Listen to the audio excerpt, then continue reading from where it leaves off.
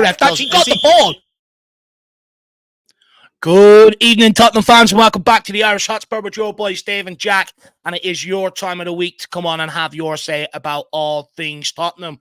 Plenty to talk about now. To be honest, I didn't watch the fan forum yesterday. I wasn't feeling very well, so spent most of the day in bed asleep and that. But if you do have any reaction to that, come on and make your point. State what you have to say. Also, big game tomorrow against Qarabağ. Our European battle commences, which we've been waiting a whole year for, which I'm super excited about, against Qarabağ tomorrow night. Some would say we should go out, roll them over. Some would say it's going to be tricky. Let us know your thoughts on that. Team selection, strongest lineup or not.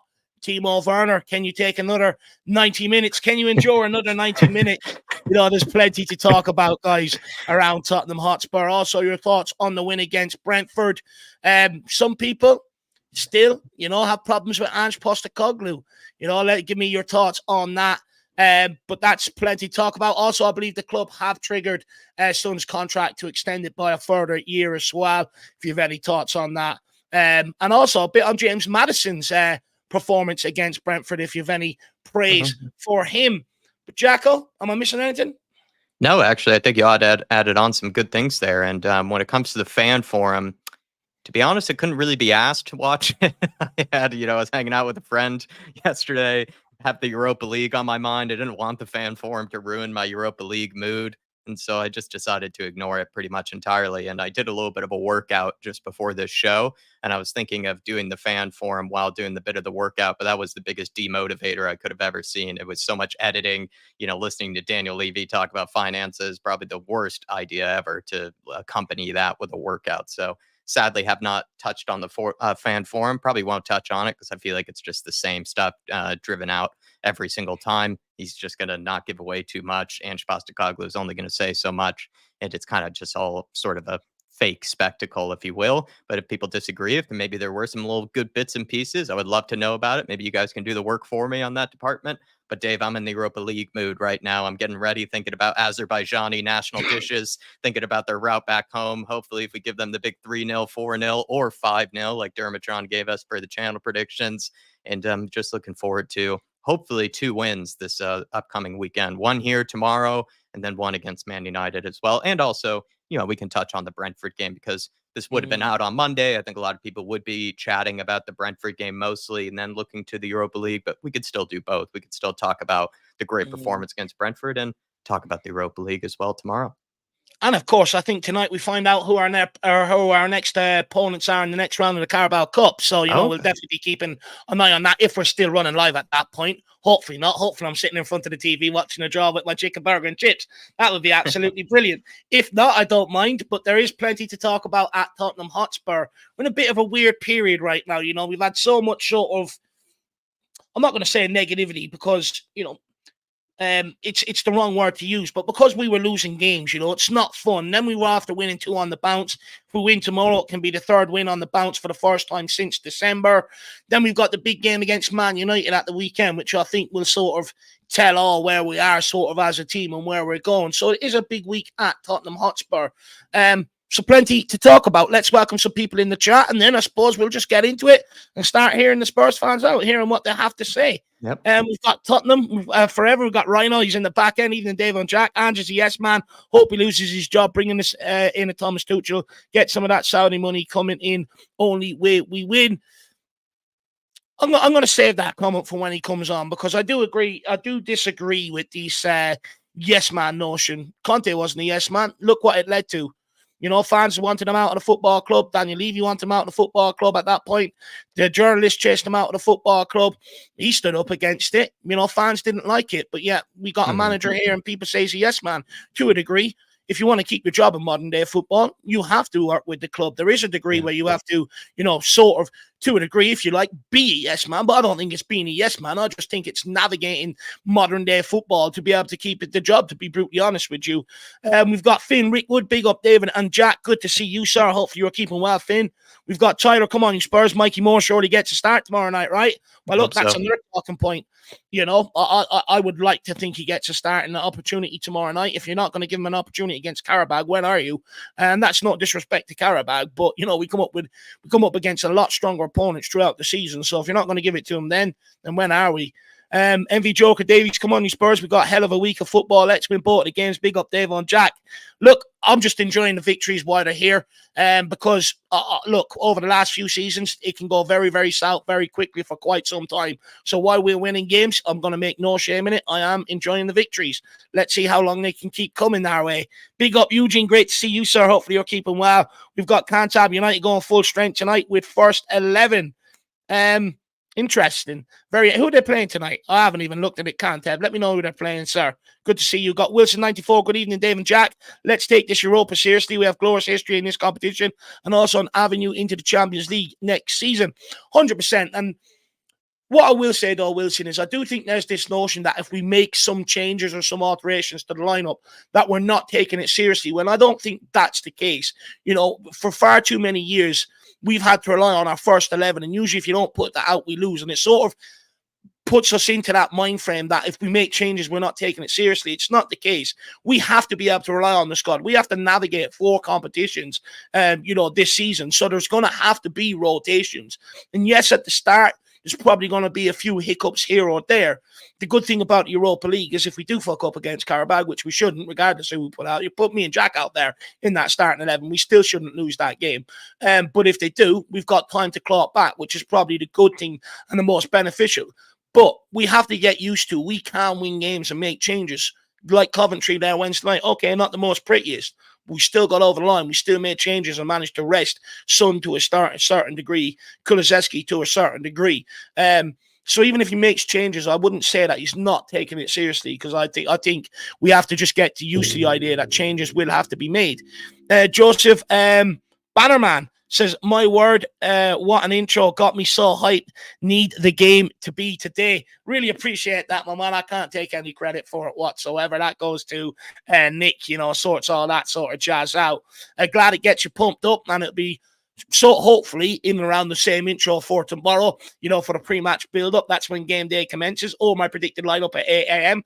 And big day for us tomorrow. Hopefully we can get the win. Hopefully we can continue the good vibes into the weekend. Spurs GCTV, good evening, Dave and Jack. Come on, you Spurs. Great to see you in the building. Hopefully you're keeping well. Brad Matthews as well. Good evening to everybody. Big up, Brad Matthews. Hopefully you're keeping well. Stephen Thomas, I'm all for playing our strongest teams in the cups rather than the league. Interesting. Let me know if anyone else thinks like that as well. Quincy B, come on, you Spurs. Great to see you. We've got Donovan Oosterreicher. Great to see you. Jason Bell, good to see you as always.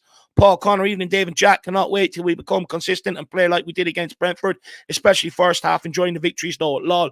No, 100%. Look, that's the next thing we need to build up now, is a bit of consistency in terms of results. Even if you don't play well, get a point out of the game, just build up that sort of resistance, build up that no losing feeling, that confidence, that consistency. That's what we need going forward, 100%.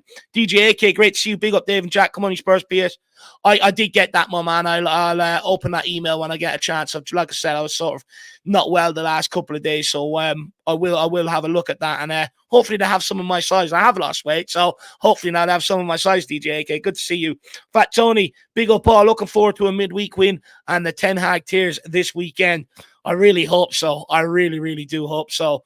Destiny, good to see you as always. Evening, gents. Hopefully you're keeping well. VJ Paradine says, first time commenting. That made me laugh. You and Jack. I really appreciate that. Hopefully you enjoy yourself while you're here.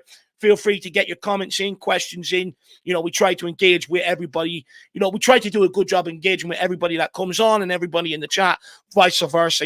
Try and make it as engaging as we can. So hopefully you enjoy yourself around here. Martin Walton, good to see you. Evening, lads. Hopefully you're keeping well, Martin. Dirty Sanchez, Spurs odds 5-1, Europa 66-1 league, 15-1 FA Cup, 14-1 Carabao. So they would lead you to believe that our Europa League is our best attempt of winning a trophy. So bit of a talking point for tomorrow's show. We'll definitely be speaking about that. Phil Coy says, evening, lads. Come on, you. Phil. Big up, Phil. Good to see you. Hopefully you're keeping well. And VJ says the second string players need to get the game time. We suffer not having options when injuries set in last season. Exactly. Absolutely spot on. Adding to my point. If we need these guys to have injuries, we'd rather them stepping in with games under their, in their legs and sort of a bit up to speed or as up to speed and match sharpness as you can give them when you do rely on them step in rather than them sort of stepping in cold. Absolutely great point, VJ. And then we also have Paul Markey. Really appreciate the support, Paul. He says we have to go full on tomorrow. Just look at their record last year in this comp, minutes from knocking Leipzig out. Do you know what? Me and Jack were doing a members preview earlier on. We said it a little bit differently. I suppose Jack will put it out here to the public. You say what you need to say, I'll say what I need to say, and then let them decide. Yeah, Paul, Dave and I wouldn't say it was necessarily a disagreement, but Dave and we were chatting about should we be expecting to roll this team over? And I think I agree with Dave that it's the right mentality to have to want to roll this team over, to have that as your barometer, as your sort of expectation, as your goal in this game. But I think we also have to show Karabag at least a little bit of respect.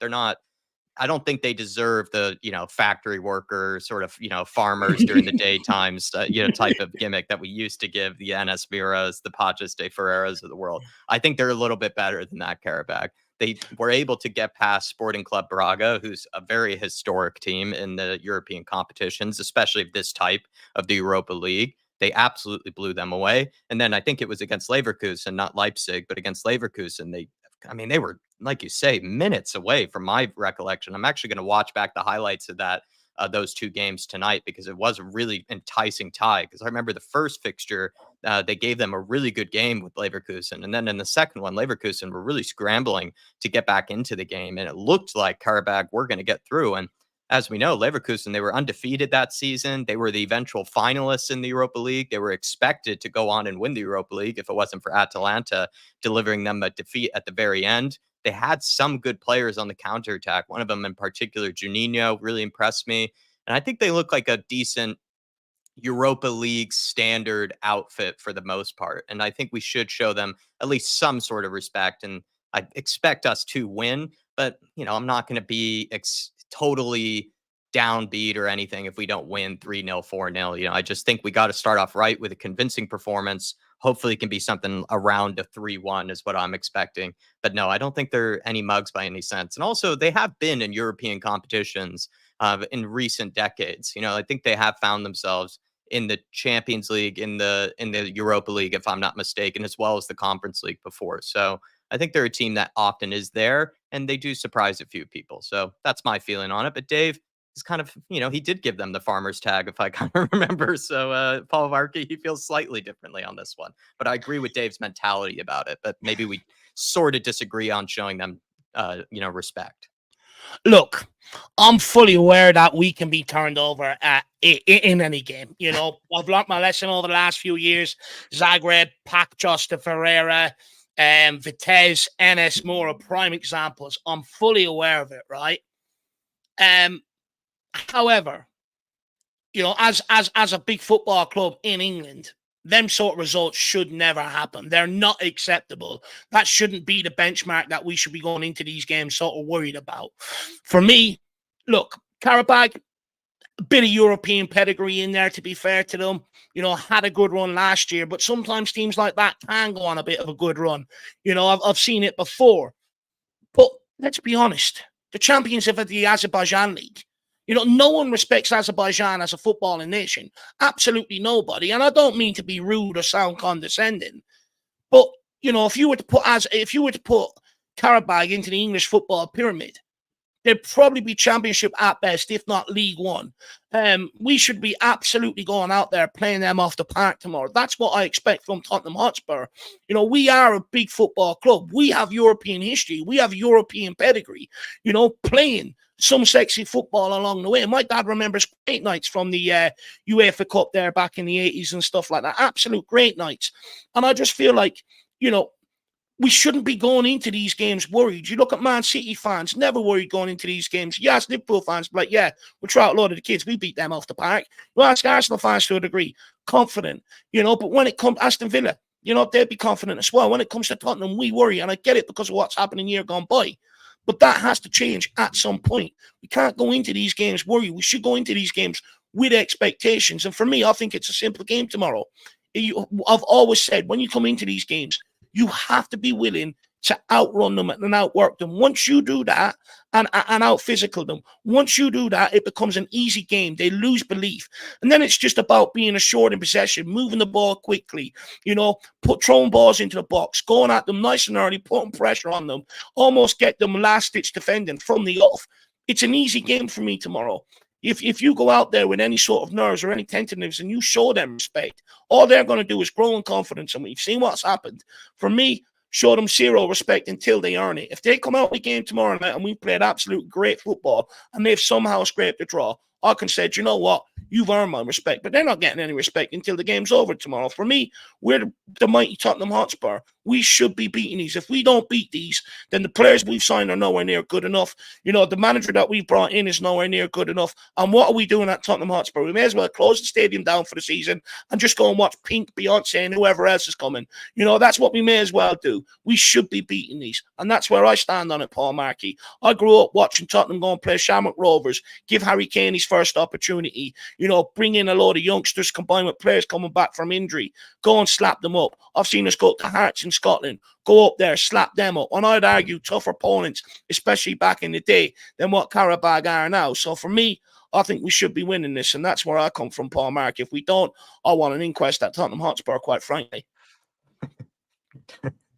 Well, Paul, they got our thoughts on it. I am keeping my respect for Azar or for Karabag, but I could see where Dave is coming from at the end of the day with the true level of them. And to be fair, who's to say whether they're going to be able to replicate the same form that they did last season in the Europa League? But they did catch some teams out, and you wonder if they caught some teams out because maybe some of those sides did go into it a little overconfident, but we'll find out tomorrow. I'm looking forward to it. Europa League is back, Paul. We should be absolutely thrilled about it. And like I said, I couldn't even be bothered to watch the fan forum because of the fact that, I just don't want the Europa League mood to be spoiled by Daniel Levy or by any sort of stupid questions from the likes of the fan forum. So I'm looking forward to the Europa League tomorrow. That's my priority. It's my big hope for this season that we can go really deep into this competition. 100%. Big up, Paul Markey. Let us know, though. Do feel free to retort. I believe that's the right word. I'm trying to learn every day. Feel free to retort to us and let us know your opinion, my man. Listen, Heinz says it's a bit weird with Europa League on a Wednesday, same with Champions League on a Thursday. And people have put it in the chat. Troy Parrott has gone and got the winner for AZ Alkmaar against Elfsborg, 3-2 up. And we'll be playing both of them teams over the course of this campaign. I believe Elfsborg is our last game of the group. And I believe AZ Alkmaar comes after Ferencváros, or is it after Roma? It's in there anyway. So, we got both of these teams. And look, if that's tightly contested, we should be playing both of them off the park too. To be brutally honest with you, Liston Hines, look, we shouldn't fear any of these guys. A lot of them are minnows in terms of the juggernaut of Tottenham Hotspur. But look, guys, that's enough from us. Enough of us. Let's start bringing on the guests. Let's hear what they have to say. We will be kicking it off with the one and only Brad Matthews. Let's bring him on here. What he has to say. Brad, how are you? And how's the voice after the win at the weekend? Well, the funny thing is that last week I had a few sort of minor health issues that someone my age gets from time to time. So I decided to go off and have a weekend without any alcohol. So I've been 2 weeks without any beers or any alcohol. And guess what? I'm coming down with the cold. So make it out what you will. That's when your body's detoxing itself. I'm going to do the same thing in October. I'm going to do a version of a sober October. So I assume that I'll be out for 2 weeks with a random flu or something that will come about. Which is probably actually okay because I can't go to tomorrow's game because I've got to do a compulsory training course late in the afternoon. So, but I managed to forward my ticket onto someone else, so I haven't sort of lost out any money, and it's going to a Spurs supporter. So no, it's on TV, so no damage done there. Well, Brad, nice. What do you feel about with the Europa League this year? Is this the competition you would like to see Ange Postecoglou prioritize? Is this something you'd like to see him throw all his eggs into? I think I said this on the show before. I'm not too concerned about the league at the moment. Obviously, I don't want to be relegated or anything stupid like that. But I think that we've got this monkey on our back of not winning anything. So I think we should prioritise winning something. And the Europa League is one of those competitions that we can win. Let's not deny it. We're not going to be in a situation where we're going to face anyone from the Champions League coming down. So we're not going to face Arsenal or Man City or any of those sort of teams, or Barcelona or whatever it might be. The format means that we have 8 sort of league games that we should be finishing in the top 8, and then it comes to the knockout rounds and who we get in draw. There are some good. Don't get me wrong, there's some really good teams in this Europa League, but we're a team that we've shown that we can beat the best in the football, like Man City, that sort of thing. We've shown that we can compete with these teams. So why not? Why not? I think tomorrow, it'll be interesting to see what his team is tomorrow, for the simple reason that I think that in his press conference, he said that he had to make loads of changes last week to give people games and so they can get some sort of, cohesion. And let's face it, last week against Coventry was probably the worst I've ever seen Tottenham play in many a year, because they didn't have any cohesion. But at the same token, the team that he put out last week should have beaten Coventry. And I think if he puts out a relatively similar team tomorrow at home, they should be beating Qarabag. Now, I'm not underestimating Qarabag. They've won 7 of their 8 games in the world well-known Azerbaijan league. Everyone wants to win, and I think they made the last 16 of the Europa League last season, didn't they? So, and as you were just saying, that they hung on and almost beat Leverkusen. So they're no monks. But as David was putting very distinctly just a minute ago, we are Tottenham Hotspur. We're playing in front of, all right, maybe not 61,000 tomorrow, but in at least over 50,000 people. I mean, most of the Quarrower players will probably be interested in doing a bit of sightseeing tomorrow. So, this is the game that whatever team we put out, we should be winning it. So, I know we got Man United to think about on Sunday. So I think there are a few players that will be rested. If you look at our key players, Van der Ven, Sonny, Kulusevski, Madison, I think those players will be rested tomorrow. But I think you should still put out a reasonably strong lineup. Well, I'm ashamed, Brad, that you're not our resident expert of the Azerbaijani league. Maybe next time you can do better for us. But the fact that Spurs are being tipped as the Europa League favorites, do you think that's being kind to Spurs? Do you think that's accurate? Do you think we are the favorites to win this competition? Well, don't forget. I want to add to that. Sorry, Brad. I want to know where the confidence comes from, because I've seen a stat today. I think 11 of our last 13, we haven't been beyond the last 16 of any UEFA competitions. So where does the confidence come from? Well, I think with odds, and I saw the odds of 5-1, which I suppose is reasonable, really. I think we seem to forget with betting, it's based on who puts money on Tottenham. So it's not some guy, it's not some panel saying, I think Tottenham are going to win it, let's make them 5-1. No, it's the people who bet. So there may be a lot of Tottenham things that think, we're going to win something this year, so we're long overdue, let's put money on Tottenham. And then when everyone does that, you might have people from other clubs, other football clubs thinking, oh, actually Tottenham, they could win that competition, just put money. So the favourites, I didn't know 5-1 was favourites, but the favourites is basically that people are putting money on us. So it's not that some sort of panel has said that we're going to win it, but yeah, that's how it goes. You probably find, if you looked at the odds, you probably find a lot of other teams, Roma, probably Man United are in it. Probably they're probably on there as well, because people are basically betting on them. So yeah, that's what I think about the odds being favourites. But yeah, we should be up there in the top 5 or 6 teams to win the competition. No, I agree. Brad, fantastic question in here.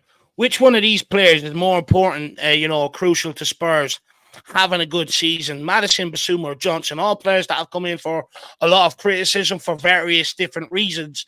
Basuma, before he went out injured, he was playing well for Tottenham. Johnson has scored the last 2 games running. Madison was absolutely superb on Saturday against Brentford. And that's the player that's in there. Hopefully now he can bring more consistency with it, because if he can, he entirely unlocks that front three going forward. He, for me, is the key. But for you, who's the most crucial? I think I'd agree with you on that one, David. If you look at Basuma, he's a good player, but I thought Bentancur was excellent against Brentford on Saturday, and so you've got you've got someone else there that can come in. Same with Johnson. We've got some other wingers, but I think that Madison made us tick on Saturday, and he's that sort of player. That's the sort of player we need to create stuff. We haven't got a lot of creativity, and I think he's the sort of player that does it. I'm actually really liking the midfield of him and Kulusevski, because Kulusevski, I mean, this guy, he just puts so much effort in. He gives us a bit of muscle there, to be honest. And, Brentford are no mugs. I was chatting to my manager, who's a Brentford season ticket holder, and, he was impressed with Tottenham on Saturday. But, they're no mugs. They got some decent players there, and they did give us a game. And even though we should have been 4-1 up by half time, and we should have buried the game in the first 20 minutes at 2-1. You see Vicario making a couple of brilliant saves. We needed that third goal, to start the game. But no, I think I agree. I think Maddison, he's the guy that makes us tick, and that's what you want in any team that are going to basically, let's face it, we're going to win games by scoring more goals than the opposition. We're not going to win games like not conceding effectively and getting the 1-0 win. We're not that sort of team. I don't think we ever have been, to be fair, no matter who the manager is. But yeah, so we need that someone to keep us ticking over, and I think Maddison does that. Yeah, I think the nature of the question was basically who's more important to Spurs being able to win something this year, to be able to, really tick and be a real threat. And I think you could definitely make the case for Maddison probably being the most important if Spurs were to go deep into a tournament, or if Spurs were to really put out some real winning form for a sustained period. Well, we haven't. I think it's a question of put it on its head. If who would it be difficult to replace if they got injured? And I think Maddison's probably that player on form. Don't get me wrong. He played well on Saturday. If he kicks that sort of form up, because as I said, if Basuma misses a load of games, Bentancur can step in. We still haven't seen how whether Archie Gray will play in that role or anyone. And if Johnson gets injured, we've got other players there. We've got Mikey Moore, who could do a job. But I think with Maddison, apart from maybe Bergvall, who, let's face it, is still only 18, I don't think we've got many players that can step in and do what Maddison does when he's on form. And luckily on Saturday, he was on form. And he played a little bit deeper, which goes against what I was saying, that he should play more forward, but he played a little bit deeper, and he seemed to control the game a lot better there.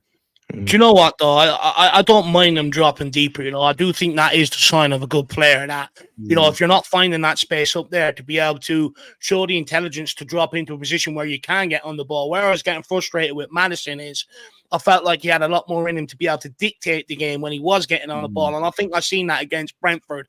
So hopefully we can see a lot more of it. But Brad, any final comments, my man? Anything we didn't ask you that you want to get off your chest before we let you go? Well, I think Maddison on Saturday did a lot of ball carrying as well. He took a load of players on, which we missed, I think. And I think that when you're playing a team that competing in the midfield, or I'm not saying that Brentford had the low block, but when you play those sort of teams, you need someone to take players on and do that. So yeah, I thought he played well. I'd just like to say that. And I know someone is coming on late who wants Ange out. I just don't see the point of it, really. That's my opinion. Because we've, do we really want to go through the manager search again and have all the press going, oh, this player, that player, that manager, who's this, this one's going to be a no, he's going to refuse us. I just, and what I would say is the last manager we gave time to was Pochettino. And although we didn't win anything, we got to a couple of finals, loads of semi-finals, second and third in the league. We got to a situation with Pochettino where getting in the Champions League was accepted. It was like, yeah, well, we'll do that. It's not a problem. So we have to give him time. People who say after the first 4 games, oh, this shows what's going to happen to the rest of the season. Well, no, because you look at our first 4 games last season, that didn't show us what was going to happen that season, did it? So, yeah, I think we need to give him time. I think on Saturday, and on Saturday they played the way I think he wants them to play. So when everyone's going, oh, this is awful, let's put it on the players. They're the ones that aren't doing it, So he wants us to play brave, attacking, fast football. And on Saturday they did. Admittedly, the way Brentford set up encouraged us to do that. And we might sort of have a bit of a problem against the low block teams. But yeah, I just think that, and let's face it, look, if he doesn't seed in 2-3 seasons, then we can have this discussion. But to have this discussion 4 games into the season, I mean, look at it this way. Look at Nuno. We won our first 3 games under Nuno. We were top of the league. We'll be saying, oh, he's rubbish. Let's get rid of him. So it's, we have to give managers a bit of time to get the players that they want. Okay, we've had a couple of 2 or 3 transfer windows now. Maybe we didn't get the players that we thought. And the other thing I want to address, before I forget, let's talk about Ange being a yes man. Where's the evidence for that? Really? This is the guy who took Australia to the World Cup. He wanted Australia to go to World Cups to win the World Cup. And the Australian Football Federation said, "Oh no, that's really unrealistic. We just want to get to the World Cup." And he said, "Oh, all right, well if that's the way you want it, I'm leaving." And he quit. So this is no Good yes. example. Yeah, this is no yes man. So I think that's Yeah. but Brad, you get clicks, doesn't it? So well, Brad, big yourself up, my man. Really enjoy these conversations as always. We'll speak to you again very, very soon. yeah, and hopefully I'll have a new song out in the next 2 or 3 weeks. Just finding the inspiration. Hopefully We'll we can put get to the yourself a cup songs final. link in there for you. Yeah. Hopefully we Pick can up get to the Brad. cup final. Brad, big yourself up and we'll speak to you again soon. Cheers, guys, and my voice has held out. How about that? And have a great week, and I'll catch up with you soon. Take care. Nicely done, Brad. Celebrate everything. Come on, you Spurs. Come on, you Spurs. Win everything. Celebrate big everything. Up, Brad. He does do his own music. Jack's put the link here in the chat. That's Brad's channel. Please get over there, check it out, smash the subscribe button. He's a Spurs fan, and we like to support each other, so please get over there and show him some love. So big up, Brad. Absolute great way to kick it off. We've got Moondog in the building, says, had my head wobble after currency in Ange, I trust. Oh, so Moondog's changing. No, look, I understand it. I mean, look, the Coventry game tested me to my limits. I was on the verge, you know what I mean? But I just said, I'm going to wait, see what Brentford sort of, throws up at us. And it was a lot more convincing than what I thought we would show. For me now, the next test is the Man United game, the Brighton game coming up. Then we've got a bit, I think, of an international break. Then you've got West Ham, Villa, Man City all coming up. But because we dropped points against teams we should have took maximum points, there's no scope against the likes of Man United and Brighton. We have to go and beat them, beat both teams if we're serious about trying to get Champions League qualification or even trying to get a Europa League qualification, because you don't want to be falling too many points or drift early on. What one thing the Premier League has shown, you can't afford to drop too many points in games anymore. You have to try and be on it every single week. So there's bigger tests coming up. I'm going to wait and see what we do against Man United, see how we look there, Moondog. But look, I'm still of the opinion, I think we need to give a manager time. I just think it doesn't really solve anything sacking him. I think on this occasion, I want to, even if things don't go the right direction, I want to hold out until Southgate finds a job, because I just have a sneaky suspicion that is Levy's wet dream to bring him in here. England manager, that's a proper yes man, by the way. That is a proper yes man. So, I don't want us to make any knee-jerk reaction right now until he's taken off the market, to be quite frank with you, Moondog. But big yourself up, my man, and good to see you in the building. Then Mark brings up an interesting one, a lot of chat about Vicario. But since he has been with us, he hasn't made one mistake leading to a goal. Look, I get it. I do get the conversation around Vicario after the weekend. It was very, very shaky from the guy, but I'm in agreement with you. I just think, look, the guy served us very well in goals. He was phenomenal last season. Yes, we conceded a lot of goals, but with the amount of shots that guy faces, he pulls off some unbelievable saves. There was one against Brentford the other day that has gone under the radar, world-class save. David Ray is getting praised for jumping up and diving and saving headers that are right beside him. This one's gone right into the corner, and Vicario gets across his line and parries it away from any on-rushing player as well. I think Brentford, probably just a bit of a bad game for him, but I don't think we need to pile on him. That's for sure, Mark. Big yourself up. But look, let's big up Adrian Strocker as well. Great to see you. And Too Damn Soulful. Great name as well. Good to see you in the building along with Rick and Brighton as well. Yep, Rick. But look, let's keep it moving. We are on to the next guest. It is Eddie from Down Under. Eddie the Eagle. How are you keeping, sir? I'm good there. I'm good. You? Yeah, I'm good. I just love winning. When we win, I'm happy. When we lose, I'm angry. Oh, don't we all, mate? That's the way of football. Lose, we're pissed. Win, happy over the moon. Well, where do you want to kick this off, Eddie? I'll carry on from the Vicario point, actually, because it is an interesting talking point. And me, Jack, Daniel had a conversation about that. And so did Sean. We had a conversation over at Tifo about Vicario and the whole saving all the set pieces problem we have had in the past. Just touch on it lightly. In that game, you actually saw Vicario actually trying differently. He actually tried to command that box that game. Which you haven't seen from him in the past. He actually came out to grab the ball, which he doesn't do that often. And you got to admire him for trying that during a game situation. It didn't work out as you saw. He missed a bunch of catches. Of course, he probably will work on that during the week. Hopefully, he can get better at that over the. Should we not accept that though, Eddie? If we're asking him to try, if we're asking him to come out and do it, should there not be? Ideally, there shouldn't be any allowance or any tolerance, right? But if you're asking him to come out and do something that's probably, what would you say? Out of his comfort zone. Yeah. Out of his comfort zone. That's the right word. Thank you, Jack. There's probably going to be that scope, right, where he's going to miss a few. The more he does it, the more confident he gets, I suppose. Yeah, we definitely should allow it. We definitely saw in that game he did come out and he did claim a few. Of course, there was that big incident during the first half, I think it was, when he touched the ball outside the zone. Of course, he'll learn from that. He'll move on. We got away with that in the end, thankfully. It would have been a yellow card anyway, and just a free kick. Although we know what happens from set pieces for us, it's probably would have gone in. But yeah, we got away with one there.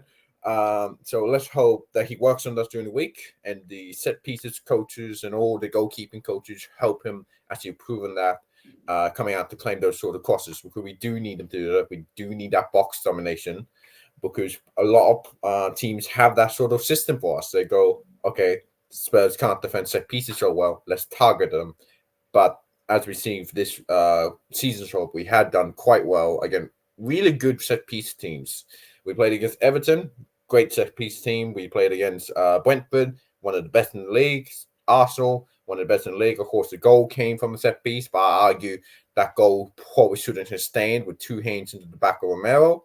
In the end, it's not Vicario's fault, in my opinion, for that goal. But that's another talking point.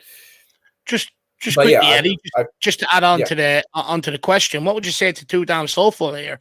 Vic is not good enough for a team challenging for top three. Pep and Arteta, both ditch keepers that did not have the all-round game. They are rootless. Is Ange not so sure? Well, when you're talking about all-round game, Edison is an all-round keeper to begin with. Edison is a person who plays who's good with his feet. Not a great shot stopper like Vicario. He doesn't have the great shot stopper. You saw countless times last year. I think there was a game against us where we scored a goal because he went under his legs in the end, and we scored a goal from it because he went through his hands and legs. Edison is an all-round goalkeeper, and neither is Raya. I think Raya is a great shot stopper. Isn't the most comfortable with his feet. He got punished not enough last season for his passing out from the back. We took advantage of it in a game against him when Romero scored a brilliant goal from a pass out from the back from Raya. Raya isn't a good overall goalkeeper to say. They ditch their goalkeepers for better all-round goalkeepers. Isn't exactly true. These goalkeepers have their strengths and their weaknesses. Raya with his playing up the back, and Edison with his shot stopping. Vicario is like that, but you have seen Vicario is also making effort to change that and to get better, which is what I want to see from my player, and he's doing that. And I can see us. We shouldn't need to go out looking for a new goalkeeper. I can't even think of another goalkeeper to go out for at the moment. The only player I can think of that I would want is Keller from Liverpool, but I doubt he will leave. He's happy as a second goalkeeper back up there. He might leave once the Georgian goalkeeper comes in, but who knows? We'll see. But yeah, challenging for top three or challenging for top four. Vicario is the goalkeeper I want. He's a great shot stopper. He's going to keep us in a lot of games, especially with how many balls get past our defense so often. So Vicario is the man for me to answer that question. Okay. Earlier, Edward, you and I maybe had a little tiny disagreement on Fraser Forster being rolled out for tomorrow. How do you feel about Big Fraser being given another chance? Do you think he should? Do you think Ange should keep the faith in him? Was that just a bad performance and we should just forget it? Or are you I think a lot of performance again? I think a lot of his bad, because he did a really bad game. I think we're also forgetting he also did some quite good he wasn't that slow getting to the ground that game. Actually, he was quite good at getting to the balls low away to him, and I think he still has a little bit of juice left in for him. I do think we can squeeze just enough out of the season. After that, I don't feel like we'll use him up for the season, but he should be given another go. I feel like we need another season to develop Keeley and Gunter feel like they need another season in Keeley at Leighton Orient. He's actually done pretty well so far this season. And Gunter in the under 21, who probably next season will get shipped out on loan following Keeley. Keeley might come in and be the backup goalkeeper or the third choice goalkeeper behind Austin. But yeah, I feel like Forster should start because that's just how it is. He's naturally the backup goalkeeper and also the cup goalkeeper. You also got to remind between tomorrow's game and it's 10th of November, I think it is, or 4th of November, we have 10 games. 10 games before that, I think three or four Europa League games and the West Premier League games. That's a lot of games to play in a short amount of time. Some games have like 3 days changeover. We need to swap the squad around. We need to rotate and need to make sure Vicario, Poro, Udogi, and all pretty much a whole back five is well rested for most of the games. And you know me, Jack, I don't like using the words prioritize or anything. I want to win everything. I'm greedy like that. I'm a greedy bugger. I want to win every single game we play. It's just the way I am, no matter what game is, no matter what situation we're in. So yeah, we need to rotate. And Tyler's saying we don't need to rotate a keeper. You kind of do. It's very tiring, especially in this system. It's very tiring being this sort of goalkeeper when you're sweeping out long balls over the top and also making those unbelievable saves constantly. So you do need to rotate goalkeeper. It's a myth, in my opinion, that you don't need to rotate it. It is a position that does need to be rotated every now and then. Would you rotate Timo Werner back into the team? That's the other big question for Ange Postecoglou. Would he give him another chance, and should he? Well, I was talking to Rick about this earlier in the chat, and he was like, "Yeah, we should give Werner a chance. The only way he's going to get better is if we can get him into game form and sharpness." I was saying if we do that, half the fan base will ain't sacked by the morning. If we start Timo Werner, I'm not against it. I'm also not for it. I see the logic in sort of rotating the squad and giving Sonny that rest. But also, and we got Odebert out, which is unfortunate. We don't have another left winger. Yeah. It's currently the only player we have, a senior player, mind you, senior player we have left who can play left wing other than Brendan Johnson or Mikey Moore. Now, I'm not against starting Mikey Moore for this game. I do feel like he should get opportunity in this game, definitely play in this game. He should definitely play no matter what the scoreline is. Mm-hmm. He should play in this game. It's a very easy team to beat. So I'm not against Mikey Moore certainly in this game, but I would prefer, I prefer Werner would start that game or play on the left for us that game, just because I feel like Werner has, it's probably going to play more than Mikey Moore this season, unfortunately. Mm-hmm. He's going to play more for us this season, so he needs to get more minutes into his legs. Mikey Moore will play that game. I'm 100% sure of that, but I wouldn't mind Werner on the left, Mikey Moore on the right, Westbrook Johnson is on for that game. But yeah, it's a difficult situation for Ange to be in at the moment. No, 100%. But look, I think he should be rotating for these games. You shouldn't need to put out our best 11 to go and beat Karabag. It's just disgraceful if we have to go and do that. But Eddie, you've got 30 seconds left, my man. What's your score prediction for tomorrow? I'm going to go 4-0. I'm going to go 4-0. I see a clean sheet happen for us. I know they have that Brazilian you were talking about that did really well for them last season in the Europa League. I don't know. I just feel like our defense is just so solid that I heavily believe in our defense. I feel like we will do good this game and get a clean sheet. And I feel like this will put to bed a lot of people who are Ange out after these last couple of games, especially that game against Coventry. If we can get a convincing win here, and so that Ange needs to win this game and every game like it, we could be sitting in a good situation. And to get off a convincing win against in the Europa League would definitely bring on forward to the United game. 100%. Yeah.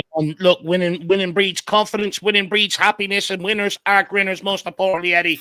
So hopefully, we get that third win on bounce tomorrow heading into the United game. But Eddie, thank you very much for your time, sir. And we'll hopefully see you around game day tomorrow. Come on, you Spurs. Great call as always, Edward. No, it's always fun, guys. I'll definitely be there. Have a good night. Have a good night, Eddie. Or a good day. Have a good one, Eddie. Bye-bye. Bye-bye. Absolute Professional. great call from Eddie, as always. Love speaking to that guy, you know. Always the ultra positive, you know, even through the tough times, and fair play to him, you know. I wish I could be more like that, to be brutally honest with you. Absolute great guy Eddie is. Big up James Paratrooper Swa. Says we need to win the Europa League over top four. Well, I mean, look, you know, you get Champions League qualification and you get a trophy in the process. You know, it would be ideal. DB, good to see you. Even got my tickets for Spurs versus Carrier Bag. Oh, you going to the game tomorrow? Nice one, lad. Hopefully you enjoy yourself. You know, throw yourself in, immerse yourself into the experience. Evening game, I'm hoping off the back of a couple of wins, it'll be a very good atmosphere for you. You know, plenty of chanting and singing. I know sometimes these games against a lesser opponent can be a bit flat until the match kicks off and sort of gets going, but European football is back. Hopefully you enjoy yourself, my man. I'm dying to get to a European game. You know, at the new stadium. Big yourself up, and good to see you in the building, DB. He's very, very excited. Then Darren Ferrin says the winners of the Europa League struggled against Tesco carry bags. They're not as bad as some of you lot think they are. Look, well, technically, they weren't the winners. Actually, they were the losers of the Europa League. Leverkusen. It was Atalanta that won the Europa League, unless I'm mistaken. And Carrier Bag, I'm going to use the joke this time. They did play Atalanta, but I don't think they did. I don't think they came across each other. I think it was Leverkusen that came across Karabag, and they actually ended up losing in the final. Just as a reminder, and that was the one game they lost all season. Was that final? Do you know what it is, Darren? I just grew up in an era where I didn't have to worry about teams like this. I looked at it, it says, not even worried, that's 3 points. You know, I was just excited for the games to come around because I knew we were going to win. You know, I guaranteed 3 points.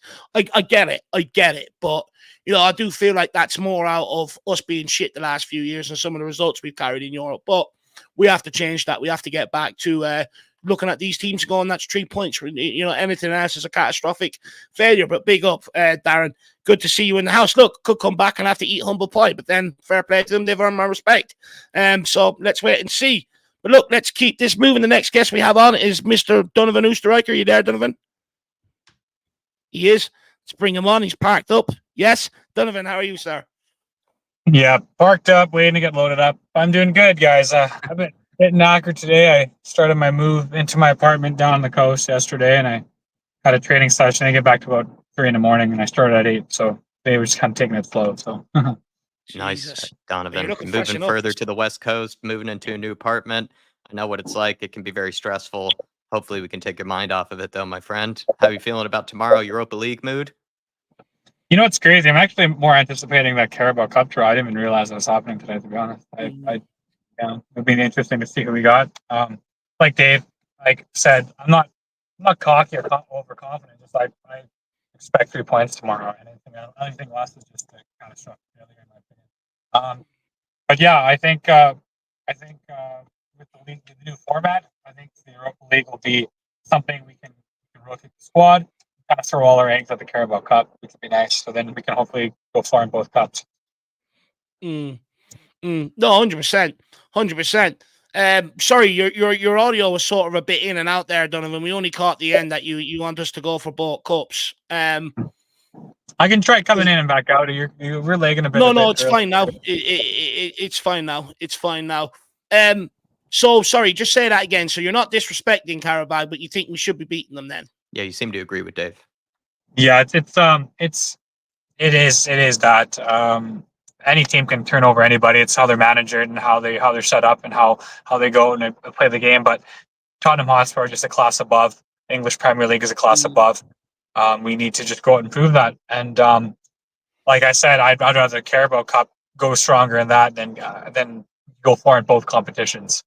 Because they can rotate the squad in the European League, in my opinion, and still have tons of energy to take a solid run at the knockout stage. So tomorrow, rotate the squad, get the youngsters in, get them valuable minutes. And even Ange came out and said in the presser that he wants everybody in a squad to play at least 30, 35 games, you know? And so we need these players to come in and make an impact. And these are the games they need to go big in. So, yeah. Do you know what, Donovan? I'd also argue, you speak about giving some of the youngsters the opportunity. I would sort of make the argument we've probably suffered by not giving some of the youngsters the opportunity because, even with Bergvall the other night, what you could see is him trying to constantly do the right things. And I think you'll get the same with Mikey Moore. And if they work their nuts off, it almost gives some of the senior players around them no excuses whatsoever. Where I think we've made the mistake in the past, and we haven't given any youngsters an opportunity. We've given a lot of players on the periphery of experience, but, they've almost, because they've all slacked off at once, it's almost been allowed. But I think starting someone like Mikey Moore, for instance, tomorrow, Spurs fan, he's going to do everything he can to go and win the game. He's going to try and do all the right things. I think it would be the right decision to bring in a youngster or two in these games to sort of try and give some of the other senior players around them a rollicking, a bit of a kick up the hole. Yeah, totally. Light a firecracker up there because what it was alluded to is that, hey, you pass the baton. It's not just like you're rotating the squad. You're passing the responsibility. Like it doesn't matter about the 6 or the 10s, the fullbacks or the striker. Everybody plays their role. Everybody knows what they bring to the team. So that being said, it's a like for like. When a technical player 10, Kulusevski or Madison comes out, Bergvall can go into that spot and do the exact same movement, the exact same passes forward. Same thing. It's a real shame we don't have Richarlison, man, because Richarlison would be a good start in this game and give Dom a nice solid run at United. I agree. Yeah, it's David, what it is. Sorry, Jack, what was that? No. I think you could probably say the same point I'm about to say it. So you go first. Sorry. I think he's just a bit angered and maybe his ego got a bit hit by. Sorry, I just got a guy loading me right now. His ego was hurt when we brought in Dominic Solanke. I think he believed that he was supposed to be the guy. He's supposed to be the guy behind Harry Kane once he came in. And we broke our record. Not only did we sign a new striker, we broke our transfer record to sign him too. So it's like that's just a kick in the teeth for a confidence player in a confidence position. So I'm hoping that it's just an injury, but I could see Ange just saving face and keeping him out of the media and maybe cashing out in January because I think they're like a Guy Caress coming in. I could see Jonathan David coming in, but that's just speculation. It's months down the road, but I want Richarlison playing tomorrow. So. Yeah. No, it would have been really nice. I think Dave and I even were kind of struggling a little bit thinking about how to deal with the striker situation for tomorrow because you don't want to play Solanke for the whole 90 minutes because you do want to keep him well rested and fit for the United game. And someone like Richarlison could have really done with minutes in this sort of fixture. That's why you do have 2 strikers, at least of some sort of type of quality, so that you can handle both competitions without feeling like you have to overuse one player in one competition and another as well. And would have been a great chance for Richarlison. Dave and I did mention, maybe Lancashire, not a bad opportunity then if he were to be given some minutes. You never know. Ange Postecoglou, this is when, again, opportunities, it's not usually ideal, but sometimes you need to lean on the youth, lean on those younger players and see if you can give them that chance. And Lancashire, he's been kept around this season. He's not gone out on loan. Maybe this is his opportunity.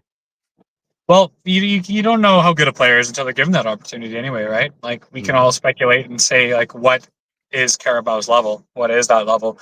Like, I don't want to be disrespectful, but I 100% admit that I didn't know what's it even called. Let me look it quickly. You put in the chat here. No, Azerbaijan. What is it? Oh, Azerbaijan.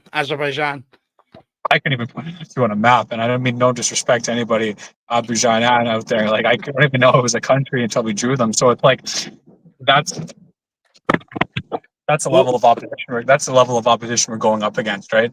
So, is that comparable to a championship team? Is that comparable to like a League One team? We don't know. Give the young guy a chance. He's been looking up Harry Kane his whole life as a. Sorry, I gotta get this guy behind me. He's absolutely making a total mess of this. No worries. But no, I think tomorrow will be easy. It'll be a solid win. There's nothing to be looking for. Nothing to worry about. I'm just looking forward to that Carabao Cup draw, man. Like that's where my head's at. And hopefully we get a home draw, Donovan. Hopefully. But look, if you have to go, give us your score prediction for tomorrow. I'm thinking a solid. Well, if I go any crazier, Dermo will have to come after me there. We have the potential of absolutely routing this team. 4-1. 4-1. Unfortunately, as good as our defense is, and as good as Guglielmo Vicario is, that's another thing. We could talk about him for days, man. Like, what was he doing there? Playing hot potato out of the box. Nuts. But we're just not solid enough at the back without, and that's even with Romero, Van de Ven, Porro, and Udogie, right? Like, that's just, it is what it is here. How much time do I have left there, Dave? Are you timing me or what? Oh, no. Yeah, you've a couple more minutes left. I just thought you said you had to go because you had the guy loading you up or something. Yeah, no, we don't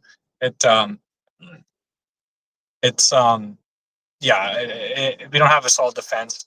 The way we attack this, we just suicide ball at some point. So it's totally okay because I get what we're doing going forward. But with the likes of Davies coming in, with no Spence coming in, with no here, give me 1 second, guys. Yeah, no worries. We've only got a couple of minutes left there anyway. What we'll do is we'll take him out. We'll go on to the next guest and we'll bring him back in, maybe.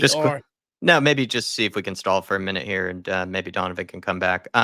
Azerbaijan is a massive country, Faz. This is the thing. I think Dave and I, we come some maybe different spectrums on this one. I'm someone who's a complete nerd and wants to be, stationed out in the far eastern regions of Croatia or the former, Yugoslavia to watch, young players develop and things like that. I'm a complete nerd in that regard. So I'm very biased towards, hyping up some of these teams from these far eastern regions and things like that. So I do find it kind of funny when people maybe have a bit more of a balanced perspective, let's say, on it than I do. I am very biased towards hyping up some of these teams. Donovan, though, if you didn't hype those teams up or give these teams exposures, like the likes of like Luka Modric and that one midfielder who scored that banger against us for Barca, what's his name, Rakitic?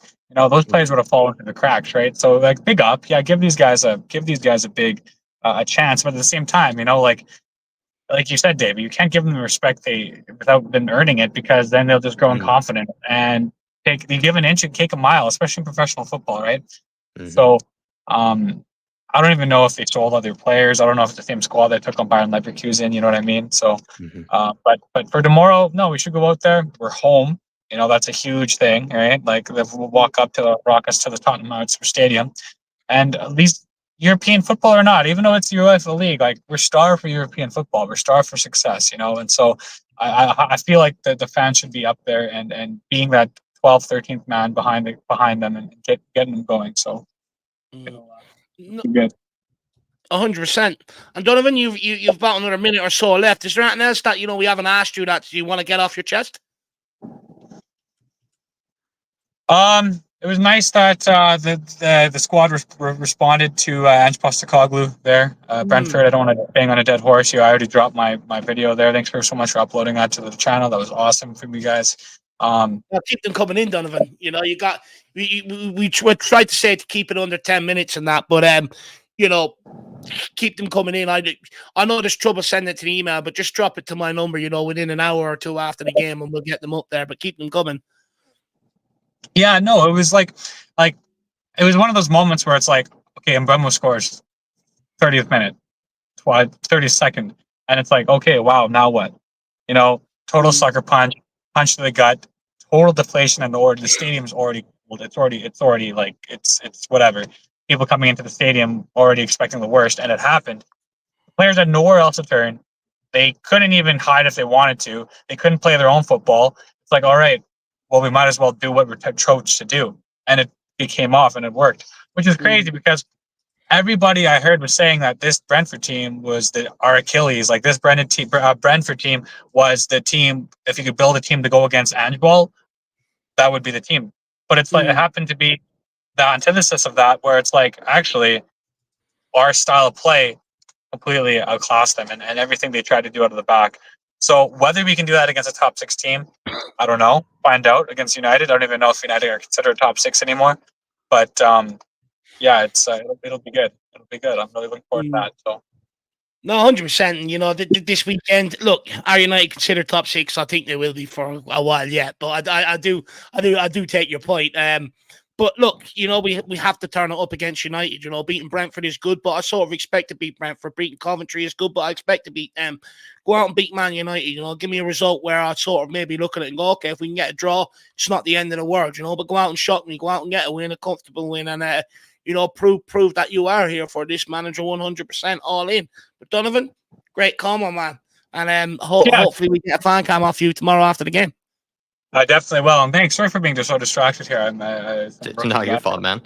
Best of But, luck on the move, by the way. Best of luck. Thanks, man. Yes. Thanks. And as I'm driving that highway, Jack, I'm seeing so many borders, like U.S. borders, like literally like 2 kilometers that way. So I mean, like Shadow's like right there. So we'll have to link up or something. And We're getting closer and closer to each other. We have to meet up, Donovan. I'm looking forward to it, my friend. I'll leave it with this too. If it's what is it, Ice Palmer or something? Cold Palmer? Was it Cold Palmer? Is that his name? Cold Palmer. Cold Palmer, yeah. Yeah, then it's Ice Brennan. Yes, it is. It is. Yeah, that lad's turned it around, and let's hope. I'm really rooting for him now because I had a lot of questions, not just with him, but with Ange, everything. So keep putting on pressure. It's not negative. Like you're allowed to ask questions, and you don't make diamonds without pressure. So let's keep it up, boys. Love it. 100%. Big up, Donovan. And We Are Spurs TV also says good luck with your move. And hopefully you do get to meet up with Jack. That wouldn't be bad. That would be nice. We will. We'll meet up. Big It's up, close Donovan. enough. It's close enough. We're very close now to each other. We'll definitely be able to meet up. Donovan, best of luck, my friend. Also, good luck also with your team as well. Thank you, sir. Our season opener's on Sunday, so we're looking forward to that. It'll be good. Get in there. Come on. Nice. Keep us updated. Will do, See you guys. soon, Have a my good friend. day. Have a good Have a night. good one, Donovan. Have a good day. Bye-bye. There we are. Donovan calling in while he's in work. Absolutely love the dedication from that guy. And, life is going in a good direction for him out there, flat out working, got a nice little move on the go, back playing football. Things are looking up, it just goes to show how good life can be. He's living the dream over there. So big up, Donovan. But look, let's keep it moving. I believe the next guest we're off to, if I'm correct, is Rhino. Yes. Yes, I believe it is Rhino. Let's get him on. Rhino, how are you keeping, sir? Good evening. Oh, not too bad, man. How are you, Davo? Yeah, look, I'm absolutely buzzing, Rhino. We're winning games, big smile on my face. Nothing's gonna only a loss is gonna take me out of this, Rhino. I'm in good spirits right now. I just want to win games of football. But I did save your comment from earlier. Ange, yes, man. You hope he loses his jobs and brings in Thomas Tuchel. Why? Yep. Because he's literally look. It gets to the point, right, where when you see the comments he said yesterday, right, he's just. I don't want to sound like I'm being negative, but how else can I sound? Like when I'm trying to find the words without actually trying to actually make it so you don't get cancelled up to a point. Like he's licking Daniel's ass, literally. Every time he's he's literally licking Daniel's ass, and there's not a lot, right, that he can do. He's not gonna say no to. Like with the Brandon Johnson signing, he was just like, yeah, we'll sign him. But Tuchel would have said no. Can you see my point? I see your point, but I can't sit here and say Thomas Tuchel would say no. I think, the club, I think there has to be a bit of understanding in terms of the transfer window that, there will be certain players put that are within the budget. At the time we had to sign homegrown, and stuff like that. And if that's what the club can afford, if you're a manager, you'd rather take the option than not. So when it comes down to it, in general, most managers are going to be yes, man. If the club can't get anybody else over the line, they'd rather have that option than not, all right? If you were playing football manager, for instance, Rhino, and Daniel Levy, and you were manager of Tottenham, and Daniel Levy said to you, look, Rhino, I can't go and get you this winger or that winger, but what I can do is deliver Brennan Johnson. Would you turn it down, or would you take him knowing that you've got a full season ahead of you? Because I know you play football manager, so put it into that sort of perspective. You would probably take him, right? I'll turn around and tell him no. Fair enough. Okay, fair enough. No, because Brandon Johnson, is literally a sack of you know what. I'm not even going to say the word because I don't want to, like I said, I don't want to get you cancelled. But yeah, he's a sack of that. Literally, I would rather have taken Eze than Johnson. Yeah, I agree. To be fair, Ryan, though, I think you should try to avoid using words like that because at the end of the day, you can criticize Brennan Johnson, but he has scored twice in a row now recently. He has saved us in recent games. And then also he is a good guy at heart. Like there is a good person in there. There's a good human being there. So, Look, I think you should try to Jack, look, I'm not criticize the criticizing game, him. not the person. You know what I mean? Yeah, but I'm criticizing his performances, not the actual person. He's probably the nicest of people outside of football, right? But I'm not. That's why I'm careful with what I have to say, because I know that at any point someone could turn around and say to me, "Well, I'm criticizing him as a person." I'm not criticizing him as a person. I'm criticizing his performance, and 2 goals. Is not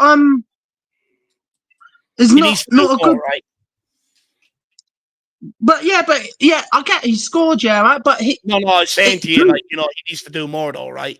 yeah, 2 cool. goals. Yeah, not 2 goals throughout the whole of this campaign so far is not good enough, and that's why Jack, right? I'm not trying to have a go at him personally as a person. I'm not one of these people that want to abuse him like most of these flaming idiots on the internet who are behind their keyboards turning around saying, "Oh, well, Brandon Johnson, you're this, you're that." No, I'm not doing that. I would actually say what I'm saying now. I would say to his face, your performances are shit and you need to up on your game. You as a person, I don't care what you are as a person, because I don't know you as a person, but I will criticize your performances 24/7.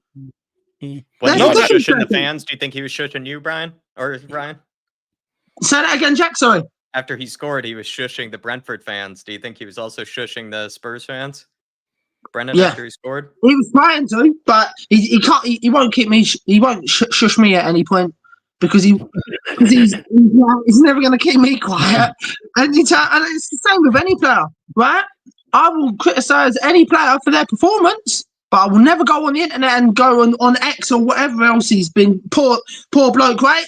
It's a bit like Jack, yeah, right? Someone messaged putting something over the internet about you and Dave, yeah, right? And it ain't true. That's literally, I don't know you or Jack you and Dave as a person, so don't be doing that. But then if you want to criticize what your content's like, that's a different situation again. But you do not that's why I do not agree with anyone that actually attacks players personally. Never. No, 100%. 100%. Look, Rhino, you also mentioned the fan forum. You said you weren't happy with some of the comments or some of the stuff that came out yesterday, if I'm correct. I didn't watch it. I will watch it, before the sort of game on the weekend. What sort of, I'm only reading what I've seen, what Savas put up on his channel, and that what the likes of first of all, let's take Levy's comments, yeah, right? What he said. Nothing about winning a trophy. Nothing about winning a trophy. He was talking about the stadium. What was the other 2? There was 2 others as well, and I can't remember. About business plans. I think you might have seen it this morning. Yeah, you've seen. Yeah, so you've seen what I've seen then, right? And and then it's just ridiculous. So it shows he's got no ambition, for starters. There's no ambition from Levy. But I think we all kind of have started to learn that over the last few years. Because when he first came in, I was young. I didn't care, right? I didn't get any of this. I must have, because, hang on, it was 20, how many years ago now? 23 years ago? 22, 23 years since he took the club. Yeah, so let's call it round up to 23 just so I can work out. 23, so I would have been... So 33 take away 20 makes me 30. I was only 10 at the time. So I didn't know anything what Levy was going to be doing in the future. I never knew anything until later on down the line, obviously. But the point, that's not the point. The point, I've just given my age away now. So literally, everyone knows how old I'm going to be this year. But no. But do you know what I mean? At the end of the day, it's got to the point where, Levy's just in it for absolutely the wrong reasons now. Fine, fair enough. Got to give him credit where credit's due. He's made us he's financially stable. Made the club more stable. All right, credit there, right?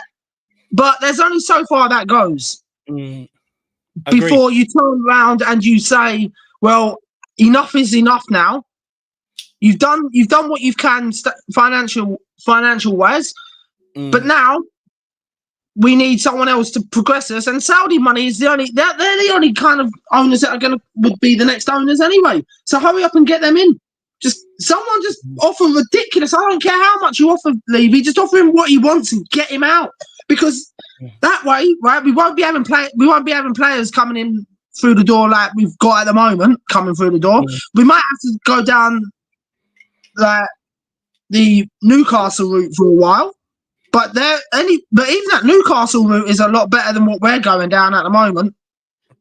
Look, I definitely agree with you that, I have questions myself, does he really ever want to commit the funds to help us really kick on and push on to really deliver that silverware? And is he really going to, go after the players to bring them in here and really make that happen? Or is he always going to rely on, trying to find the players when they're younger and, develop them into a sort of winning team? I do have them questions for sure. But then obviously, Dave, obviously with what Ange has said, yeah, right, as well, like you've seen today when he was on with Seven. I've only seen certain quotes. I haven't seen the whole video. No, but that's literally them quotes what I've seen as well, yeah, right, are the same as what you've seen. And I think that's kind of diabolical a little bit, to be honest, because he's literally not got any passion for this club. And if you haven't got the passion for this club, then sorry, but Foxtrot Oscar out of the club, because literally, yeah, right, he's got no ambition. He hasn't. How many more people, right? He can't win against the big teams. He plays this bloody high line that no one really can literally tell him to do anything different. And it's got to the point where I just would take a Thomas Tuchel at this point. And I would have both of them going out the door at the same time, and I would be absolutely happy with that. I don't know about you, Jack, but what would you say to that? I've had my head bobbled a little bit. I'm a bobblehead, not a wobblehead. Like Moondog said from earlier about the Ange Postecoglou Coventry game. I have to, in the best way I can, continue to try to keep faith in Ange, because I don't think that Spurs would benefit from sacking yet again another manager. And to be honest, even people that don't follow football that I know even ask me sometimes, why do Spurs sack so many managers? Why have they made such a habit of getting rid of managers? And when you have people that don't even necessarily understand football seem to be raising their eyebrows at that, I think that really screams to the problem that Spurs do need to show someone some faith. And even Brad earlier said that we showed Pochettino faith after there were some rough times, after there were some question marks, and eventually it did sort of come good for us. And I'd like to hope that that's going to happen with Ange for me personally, Ryan. But Jack, it's really not, Jack. It's really not, because with Poch and Ange, it was two different styles, Jack. Yeah, right. When you look at it realistically, yeah, right. With Poch, he had a stable enough defensive line to still be able to defend. But then when it comes down to Ange, he hasn't got that defensive line. It's literally gone home. Like I keep saying, it's kamikaze football, Jack. And it's got to the point, Jack, where I can't see any way how he's gonna. I've heard, like, don't get me wrong, I don't know Alistair Gold, so I'm not gonna obviously criticize him personally because I don't know him. But he says, "Oh, we'll come good, right, under Ange Postecoglou." Where? What do you see that we're gonna come good? We're not, because we're playing too much of a high line, Jack. We are, and right with Poch, he had that stability between the defense and the attack, and that's what is needed, and that's something, Jack, we don't have at the moment. And sorry, Dave, I know I'm not actually talking to you personally, but like it's just because I was actually having. But we do. It's not. I'm trying to cut you out. I know what you're saying, but we do have to move on there, Rhino. You know, we've got guests that we have to get through and stuff like that. We try to give everybody as much time as we can. But look, I do hear what you're saying about Pochettino having that balance between defense and attack. But that wasn't always there. It took him time to stumble across that with the right players and stuff like that. You know, again, he was given time. You know, but before that deflected free kick against Aston Villa, many Spurs fans were calling for his head. Many Spurs fans were questioning, was he good enough for the job? Sort of, questioning his tactics, exact same like we are at with Postecoglou right now. But look, that's a discussion we'll probably continue next week after the Man United game, So have a good evening. Well, I'll give you both my score predictions before I go. Tomorrow, I'd say we'll probably make it a 2-2 draw. Fair enough. There. And then we're going to probably, in good old Tottenham, Dr. Tottenham fashion, we'll probably lose something like about 4-1. Fair enough. Well, look. And then I can predict this afterwards, Dave. Yeah, right, sorry. And I can quickly predict this, yeah, right? We'll then go on to a big losing one, and then Ange gets the sack. Simple. No, fair enough. Look, that's your prediction. Keep checking in with us every week, and we'll keep discussing it as it goes along, Rhino. But big up, and have a good evening, sir. Yeah, I will do. You both as well, yeah? See you, Ryan. Same to you, my man. Have a good one. Guys. Yeah, peace. Bye-bye. There you are, guys. That's Rhino, the deliverer of truth. Let us know what your thoughts are in the comment section on what Rhino has to say. Guys, the link is still up there. We're going to leave it up there for about another minute or two. If you do want to come on, make it known. After that, we will be taking it out and calling it an evening. Go on, Jacko. Can I just give some people a word of advice, by the way? Dave is going to be taking down the link. Just something that you can do for yourselves if you were planning on coming on, or in case you might lose the link or something. Text it to yourself, email it to yourself, copy the link, somehow find a way to send it to yourself so that, you can be able to save it and hold on to it for later. So you don't have to, go scrambling looking for it or something like that. Just a word of advice for people to, try to save it for it. Do make it known in the chat that you do want to come on. Don't wait for us to end and then suddenly start piling in, Make it known to us that you do want to come on and have a say. We've got Slayer Wage says, did we not improve our standing from the previous season? Yeah, last year we finished fifth, which was a better finish than the season before. Look, right, this season, it's hard to tell. We have to wait to see how it pans out. What I will say is I think one of Pochettino's season where we finished third, the first 5 games weren't great. We got off to a similar start like we did under Ange Postecoglou, but still finished third that season. And again, a lot of the talk at the time were like, but the performances are there, it will click, and it did click. Look, sometimes they do say lightning doesn't strike twice often. Let's wait and see what happens, but we won the last couple of games. Hopefully it can win tomorrow, build momentum heading into United game, win that, and then see what we do against Brighton. But let's wait and see. Look, I don't subscribe to the narrative that Postecoglou is clueless. He doesn't know what he's doing.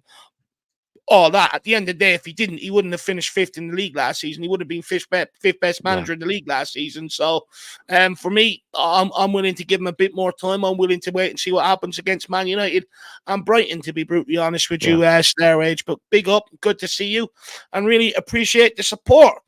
But look, let's keep this moving. And guys, get in the chat for Adrian Chia. Let him know, who you want in the draw tonight. But let's keep this moving. I believe the next guest we have on is Daniel Larson. Daniel, are you there?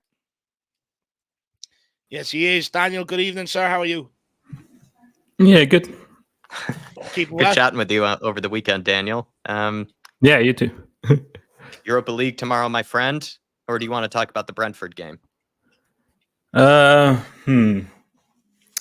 Against the Europa League, I suppose.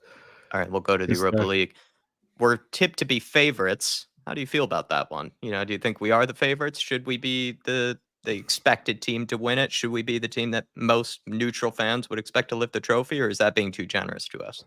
Oh, that's incredibly generous. No, thank you, I suppose. But how in the holy hell are we favorites? We haven't gone through the quarterfinals in like forever, losing to random teams. Even Karabakh have gone further in recent. Yeah, probably. So I don't know how they do this. Again, they just put more pressure on us, I suppose. If we go out, oh my god, you go out, you should be winning. Oh no, I hate it. Maybe the bookies are just looking to make some extra money by making Spurs as the favorites, and then they can get a lot of return and profit.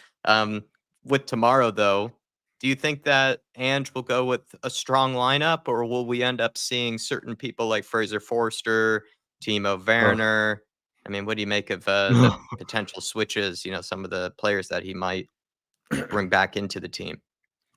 Well, if Forster or Werner starts, I really doubt. Well, I don't want to watch, to be honest. That's the thing. I mean, if Werner starts or is even on the bench, then I'm really doubting. If it just what he has on the manager or has on someone, because he shouldn't even be near the match squad anymore. You can't tell me that no youth player is better than him at the moment in time. Yeah. I mean, after that dreadful, absolute despicable performance against Coventry, where basically I could go out there and do better, Yeah. I think even there was those stats where he had like 0 take-on, 0 crosses, 0 pretty much everything from Timo Weenie. And you'd like to think that Mikey Moore would have contributed at least in some regard more than that. 100%. Is this then an opportunity for Ange to rely on the youth, give the youth more of an opportunity? Because Timo Werner hasn't taken his chance. He has to be fair. Maybe give Mikey Moore his chance then. Oh yeah, I would like to see him, especially more, because he's been hyped up so much. Now I want to see it. Go out in the Europa League now and prove your worth against a team we should be beating, and he could start and do good performance. Yeah. Even though I wouldn't go completely youth. Of course, I would start Solanke. I think Sonny could rest. But again, we don't have, of course, our finishing our time. So definitely think we need Solanke. What do you think of our Swedish magician, Bergvall? Should he be given a start tomorrow? Yeah, I think he was one of the best at Coventry. So he deserves a start again. It's pretty hard. Gray, sorry. Gray, I really want to see in midfield now. Don't use him at right back. I'm tired of that. Even he came on Brentford right back. Why? He's supposedly the best new midfielder England is going to have, and he's playing right back. He did play most of right back for Leeds last year, though, Daniel. Yeah, but why? Everyone's telling me he's the next big midfielder for England. Well, he's playing right back then.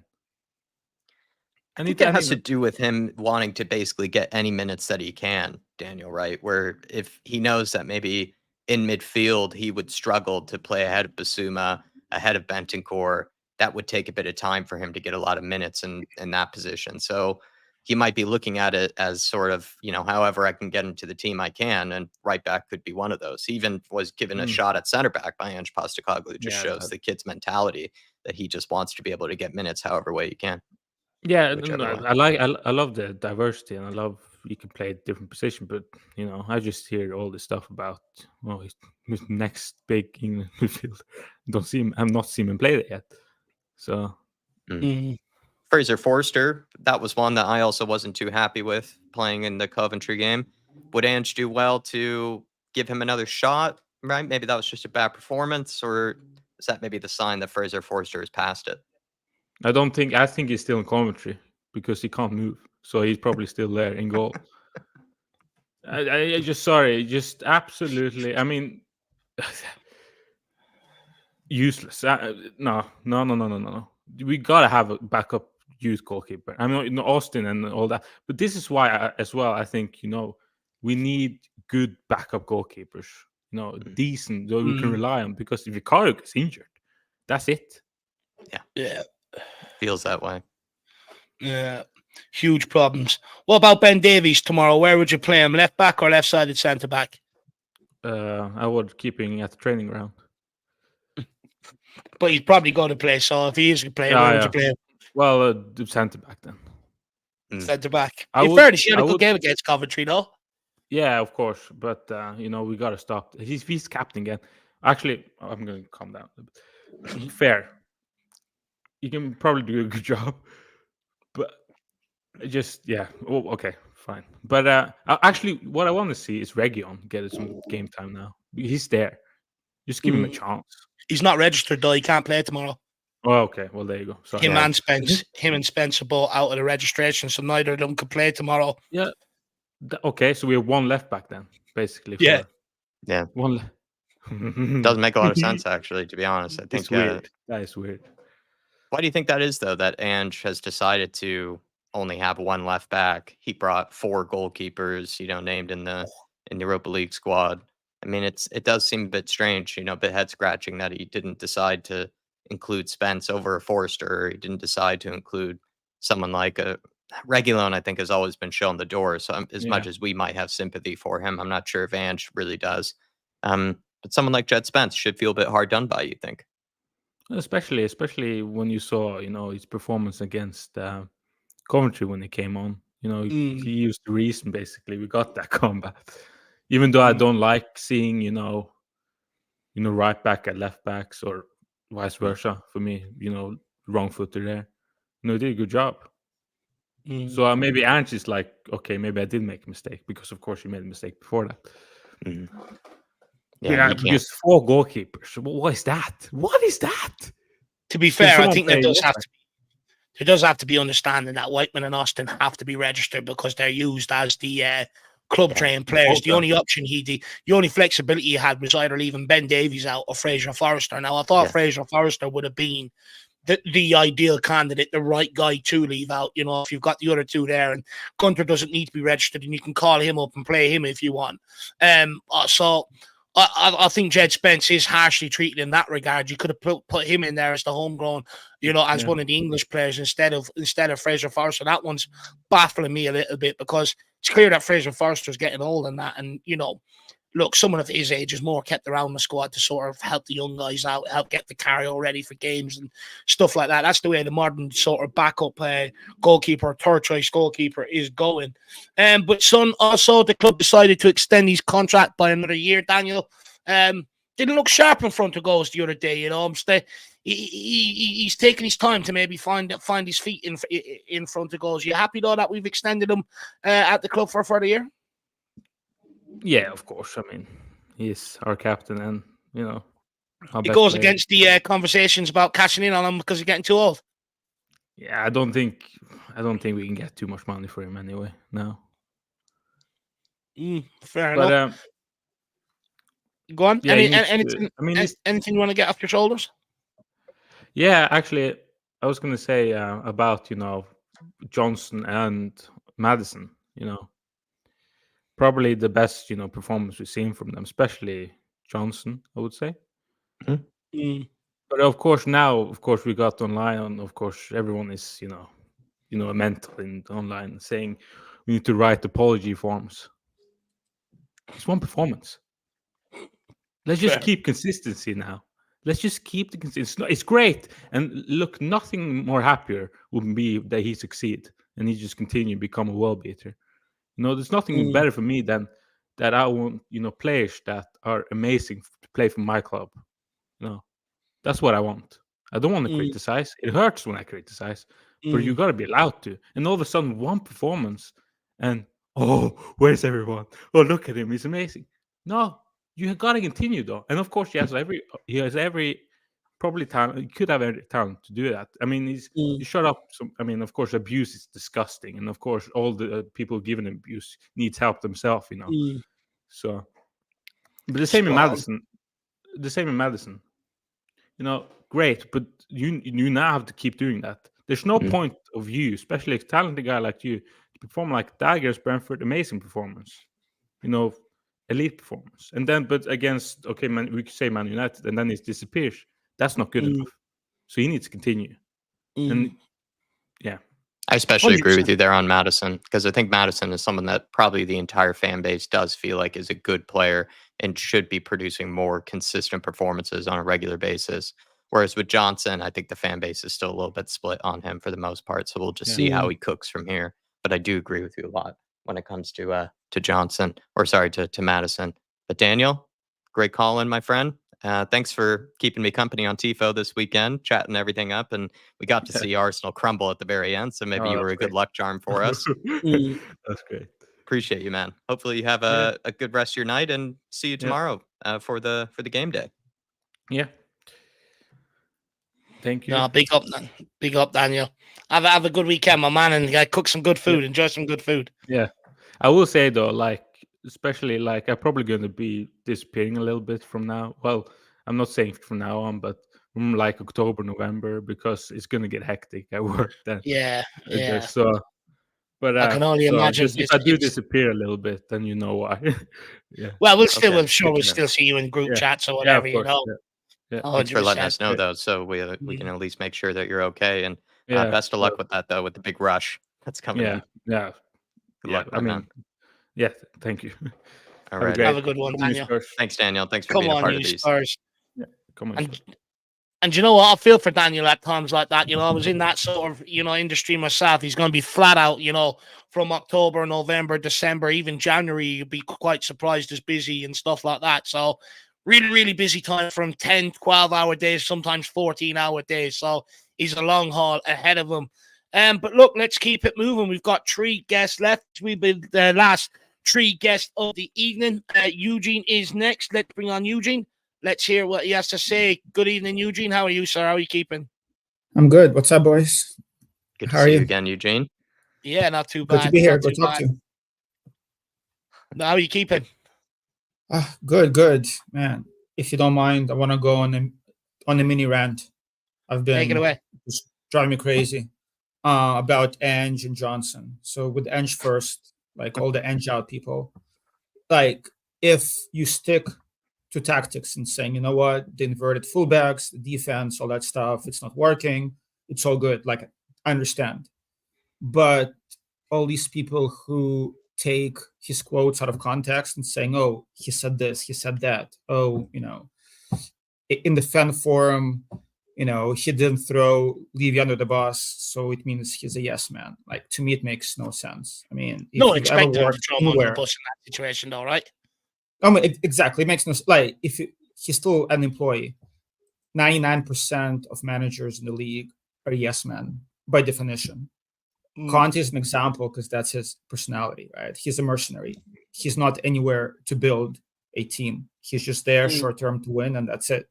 When he leaves every club in shambles, right? With Chelsea, with us. So, but anybody else, I haven't seen any other manager throw their employer under the bus. That's just not the way it is. And that's also a sign of leadership when you take responsibility for things, even when you don't have a say, per se. So all that yes man stuff and Ange out because he said will be challenging and we're not, like, to me it makes no sense, right? Just stick to tactics. And then with Johnson, we all know he's not good enough to start for us, right? Obviously at this point. But all the vitriol from the Spurs fans, I'm not sure why.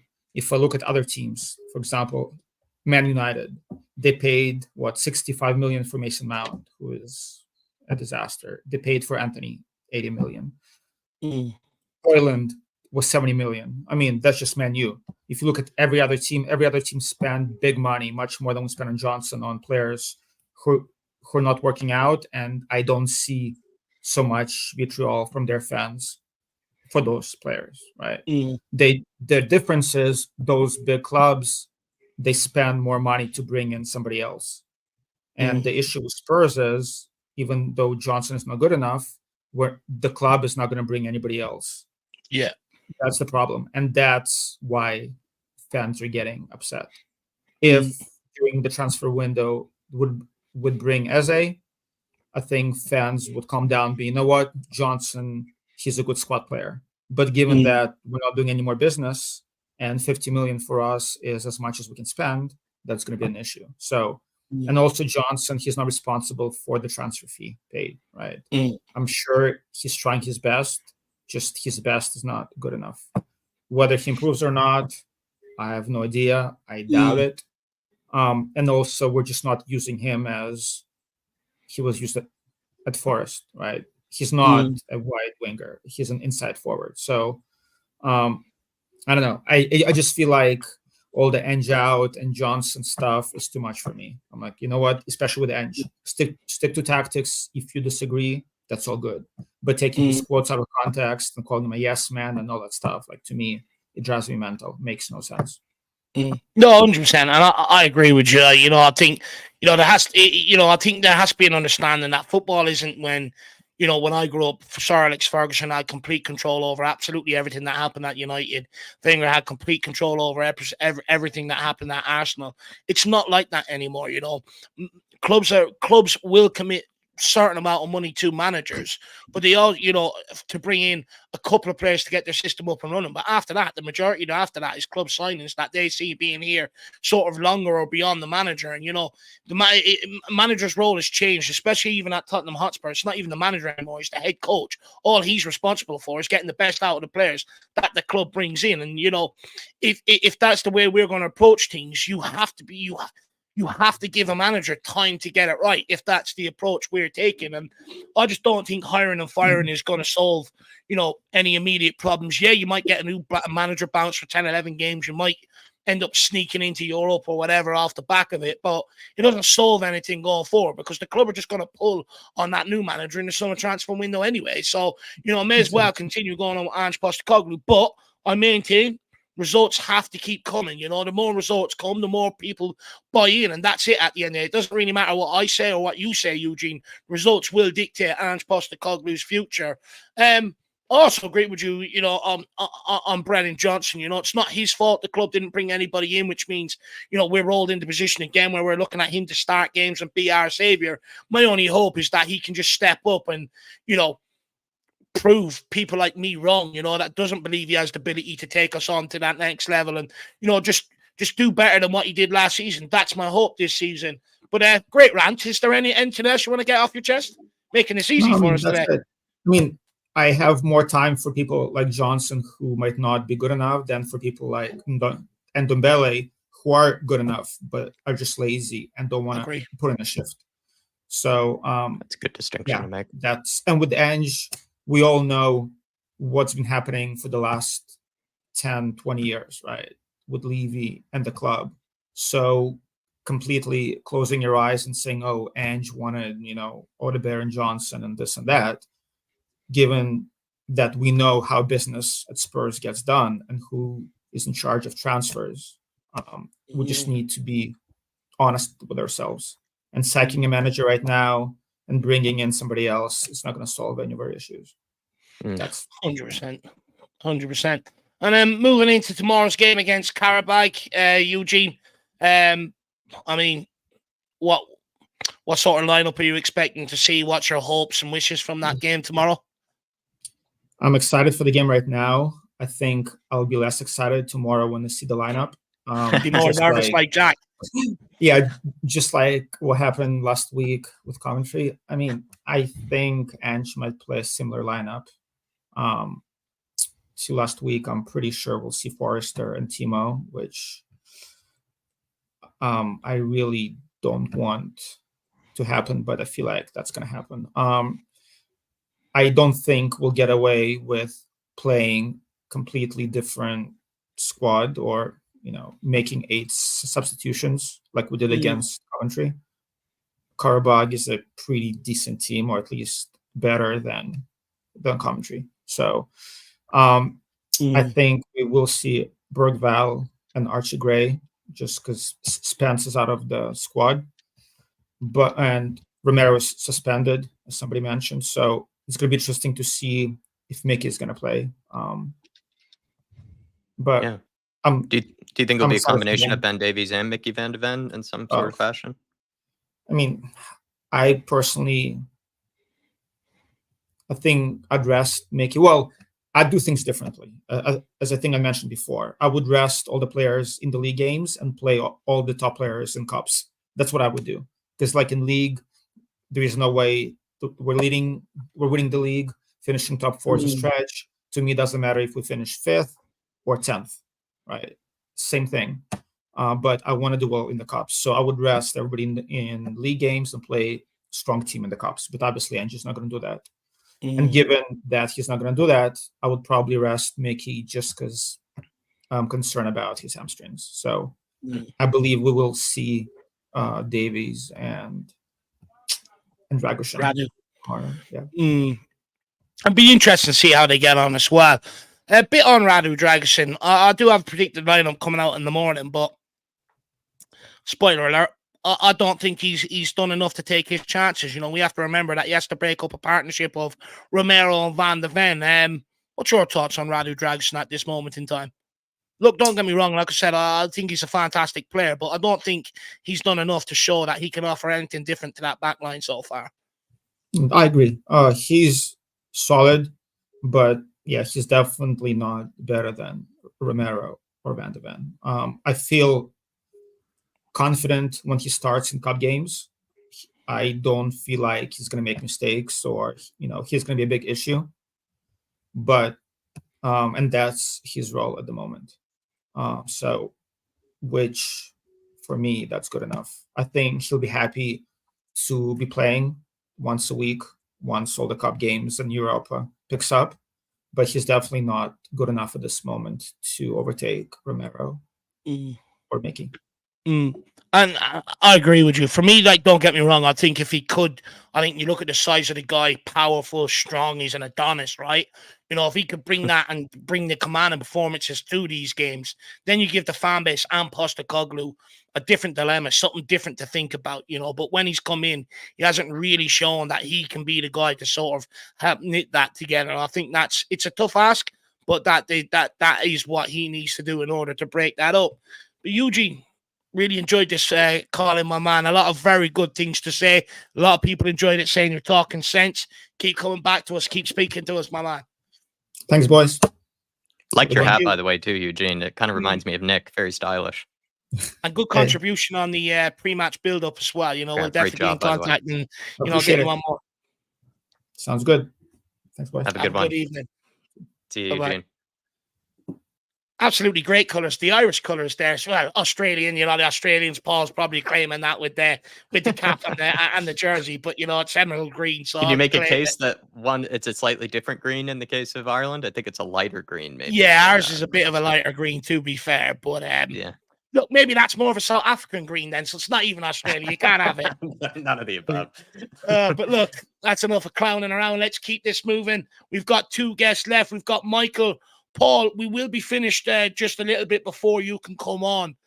Please let us know if you can finish us or if you can come on by the time we do finish. Let me know in the private chat there, please. But let's keep this moving. Let's get on to the next guest, and that is the one and only Michael. Michael, how are you keeping, sir? Pick up, lads. Keeping well? Good to see a smile on your face. Yeah, everything good. Everything good.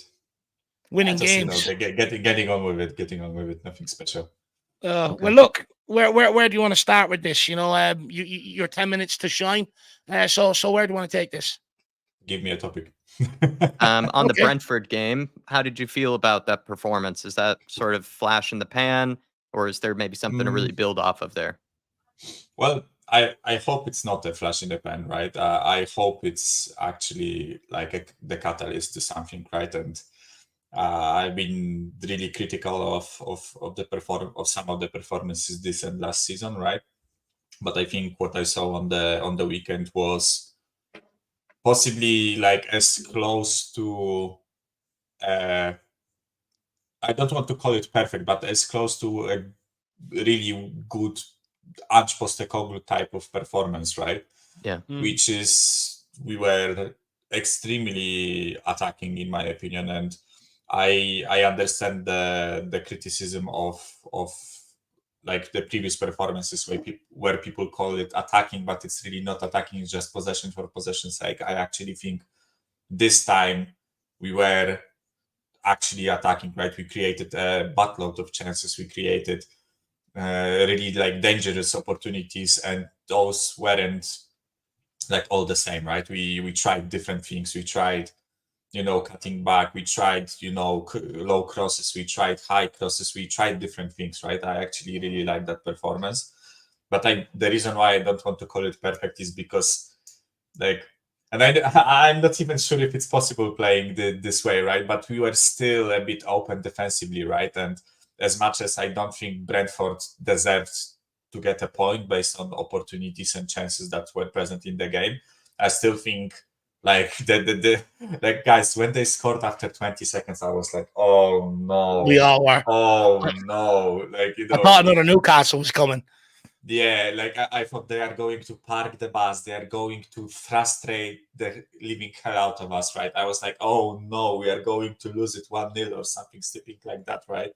But then, to be fair to the team, they actually put on the afterburners, and I felt like for the majority of the game, maybe except for like 10 to 15-minute period in the second half, I think we had complete control of the game. But as I said, there were still opportunities for Brentford to actually hurt us, in my opinion. But as I said, I'm not sure if it's possible to play as high as we are and not concede those type of chances. Like I think I come to a realization that clean sheets from this team would be a rare occasion, right? Even if we dominate the game, even if we play really well, I just have a feeling that we are going to concede eventually because of how open we are, right? And I'm still not the biggest fan of it, but listen, I kind of have to accept it, right? Like that it is the way it is, right? And clearly the manager, Ange Postecoglou, even said so himself during the fan forum, right? That he plays his own way. And I just hope that we as a team and as a fan base find enough quality and patience to actually sustain those type of like dangerous situations, and we actually are as good offensively as we were against Brentford, right? But I also have to caveat it was like a bit of an injury ravaged Brentford, right? I have to just put that in, right? Because it wasn't as if we dominated like, you know, Brighton or I don't know, like Aston Villa or someone like that, right? It was still Brentford.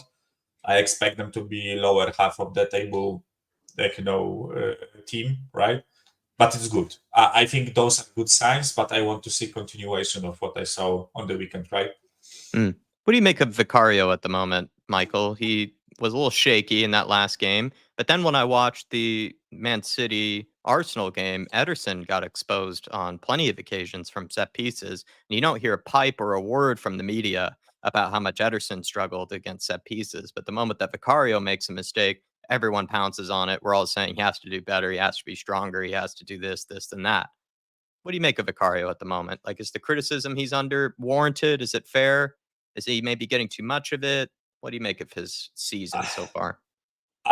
Like the cynical dickhead in me wants to say that Man City should hire a set piece coach and Ederson should be stronger on the set pieces, right?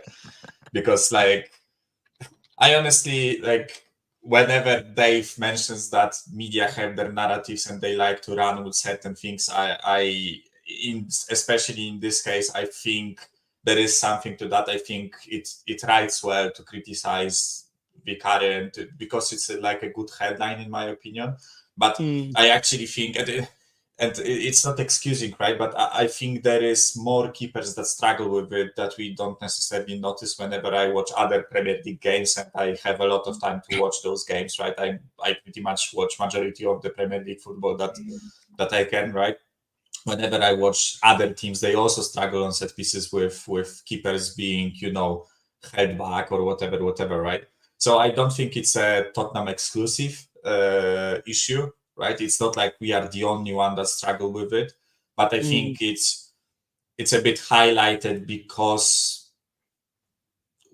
like, how do I put it? Because I can't even say we concede regularly from set pieces, right? Because I think other than Arsenal, we have conceded, like Arsenal was one of like 12 matches that we conceded a goal in from set piece, right? So we technically like kind of, I don't want to say fix the issue, but technically we are fighting the issue, right? But I just think it's highlighted because we give away good opportunity. Like the style of play kind of highlights whenever we are open defensively, if that makes any sense, right? So whichever opening we give, I think we don't give many openings, but when we do, it's a big chance, right?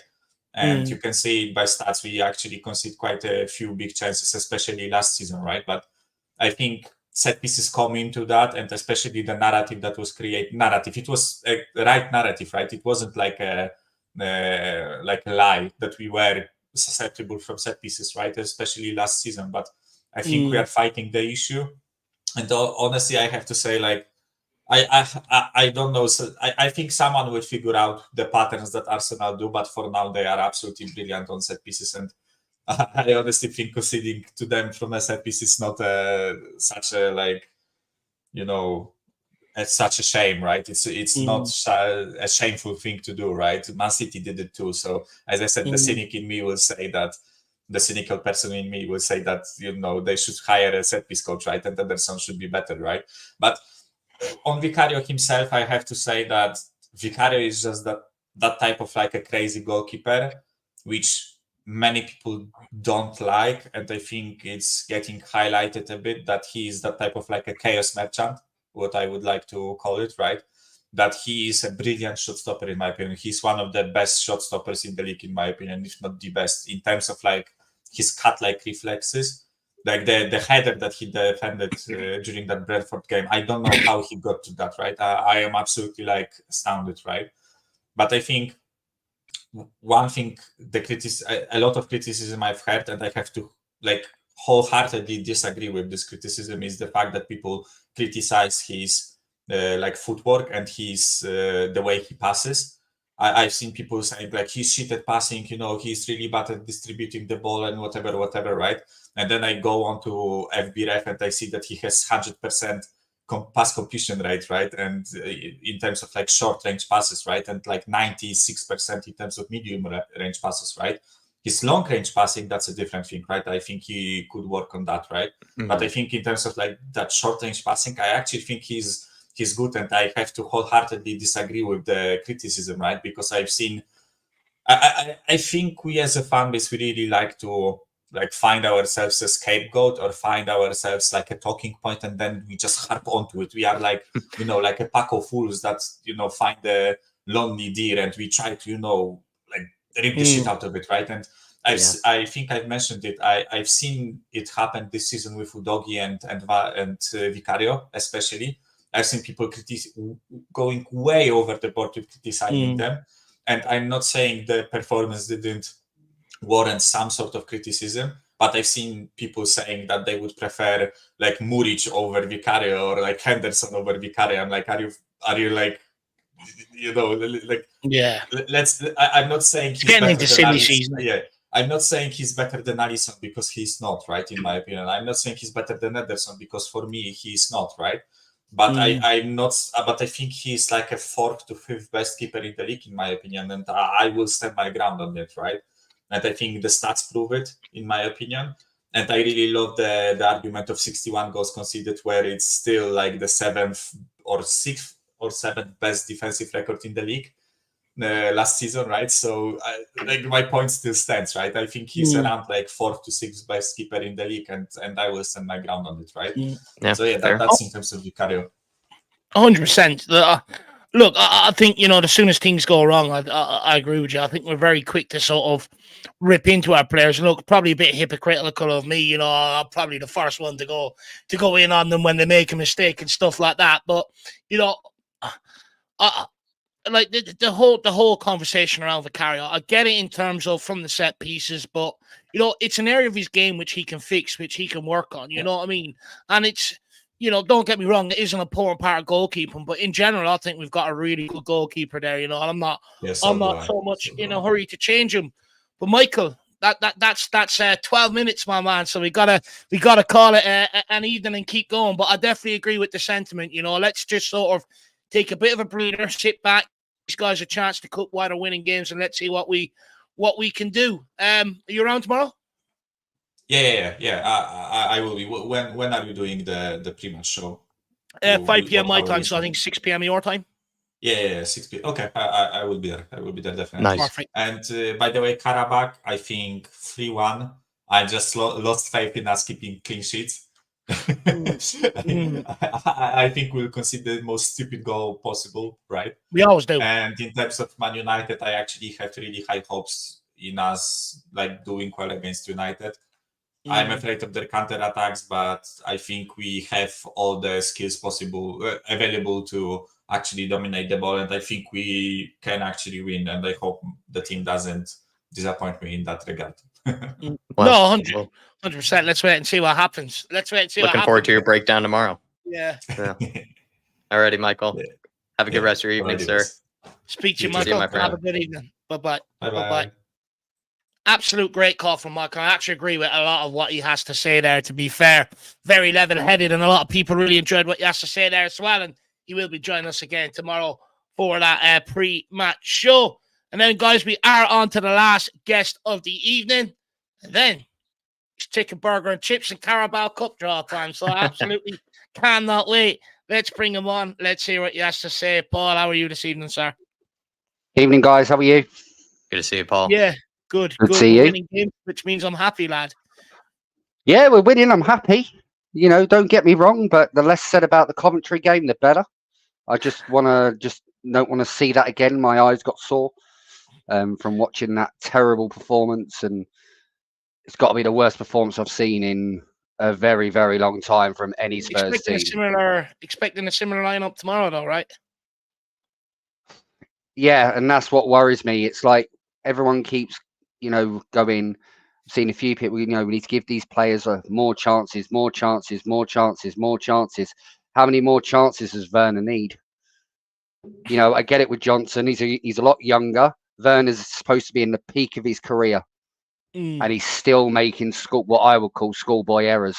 So to me, if he's on the pitch, we're playing with 10 men because he just seems to give the ball away. Yeah, he might have an odd moment of brilliance at one point in the game and, put in a devastating cross, but why is he not doing that all game? Why is it just for like literally 2 or 3 minutes? The rest of the game, he just gives the ball away. And I don't want to see players like that in a Tottenham shirt anymore. I'm fed up of it, to be honest. I want to see 110% every single game. The Brentford game, great. Loved it. The first half especially, they were pressing, they were high up pressing, especially after going down literally 1-0. And it was a good goal, to be fair. It wasn't like any sort of mistake. It was just literally a cross and he's just peeled around the defender and straight literally in the top corner. Not a lot you can do about that one. But, the way they reacted, come back into the game, as we should have been 4-5-1 up, though, in the first half. And I think that's where we've suffered this season is in front of goal. We just can't seem to get that right pass. I saw a few times where the ball was cut back when it should have gone across the 6-yard box, or when they're in the cutback position, it went across the 6-yard box. It's that final ball that's letting us down all the time. So that's what I want to see improve. No, 100%. And even there against Brentford, like you said, alluded to, it was good. It was a good win, but, we made hard work of it up until that third goal came. Sonny had a wonderful chance one-on-one. You got to be taking them sort of chances to kill off the opponents. But look, we're winning games now, and hopefully, that next step will come where we will learn maybe to become a bit more ruthless. But, look, there's been a lot that's been happening over the last while at Tottenham Hotspur. Anything else you want to get off your chest today, Paul? Well, I watched that fan forum that hardly anyone's watched at the minute. And to be honest, the amount of messages that come out of that forum, I don't know whether we're going youth or whether we're going experience or what we're doing. Like Lange, for example, come out and said, like, got asked what the transfer strategy is. And he's like saying, and he went on about the academies, like we're buying the best youngsters, we're coming through. And then you've got Ange saying, well, I want to win every game, and it's kind of like, well, but then they're saying, we're aligned on the same principles. And I'm like, how? That doesn't make any sense. You've got one saying one thing, one saying the other. And then Levy coming out, he got asked what his 3 best moments were as chairman. And his top one was Spurs getting to the Champions League final. The second one was the stadium. And then he come out and I burst out laughing, to be honest, when I heard it, because he turned around and he said, buying players in, and he mentioned all these top class strikers, Berbatov, Klinsmann, Van der Vaart, and he mentioned all these players. And then I'm thinking to myself, well, where are they now? Where are these big name strikers that we have? Where are they now? We don't have any. And so it kind of made me laugh that he says, oh, well, I buy all these great players, and he's proud of that fact, but then he doesn't do it when we need them. Interesting that he also didn't mention the League Cup, right, as one of his biggest triumphs. Yeah. It's like he doesn't really even take it that seriously. I think with Levy, it's all about he wants financial sustainability across the club, and I think then it's the football always comes second, especially in the lower cups. He won't want these top earners getting injured because he'll want them in the European games to be playing to get bigger money from the sponsorships. Which I get. Well, then go out and back your manager in the transfer market. Don't be buying what I would call average players. that could turn good. Mm. It's all well and good buying these average players and hoping. We've done it for years. Bale, when we first bought him, everyone was like, "Oh my God, what have we bought him for?" But then he built into that player, and I think we've done that quite a bit. I can't remember the last time we actually bought a player that was literally ready to rock and roll the minute he walked in the door. And I think that's where we've been lacking recently. We're great at developing these players, but players develop at different stages. So one minute you've got like Bale developed really well, and then he had a fantastic season. All of a sudden, he's gone to Real Madrid. Sheringham was the same. He went to Man United. Berbatov the same. Van der Vaart.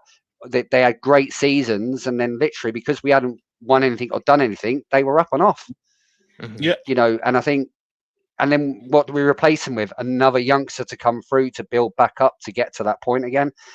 I just think we're missing those key elements in the transfer window, and I wasn't confident from what Lange was saying earlier with the way that they're doing their transfer business. And I'm like, well, surely we need players for now. And he got asked about the youth players going on loan. And he said, well, they're not going to get the minutes at the club at the minute. The likes of who performed like Vine, players like that have all gone out on loan this season. And basically said, because they weren't going to get the playing time.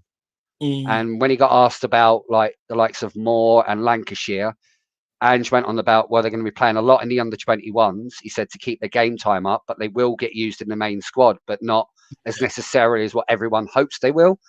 So again, that says to me that they still need work. They might not be completely ready yet, and it's kind of like, well, when does this process end? When does this youth start getting into our first team? But there was no answers for me from that fan forum, and some of the questions they were asking, it was like, really? Come on, they pick the softest questions possible and put them to them. They'll never put hard hitting questions.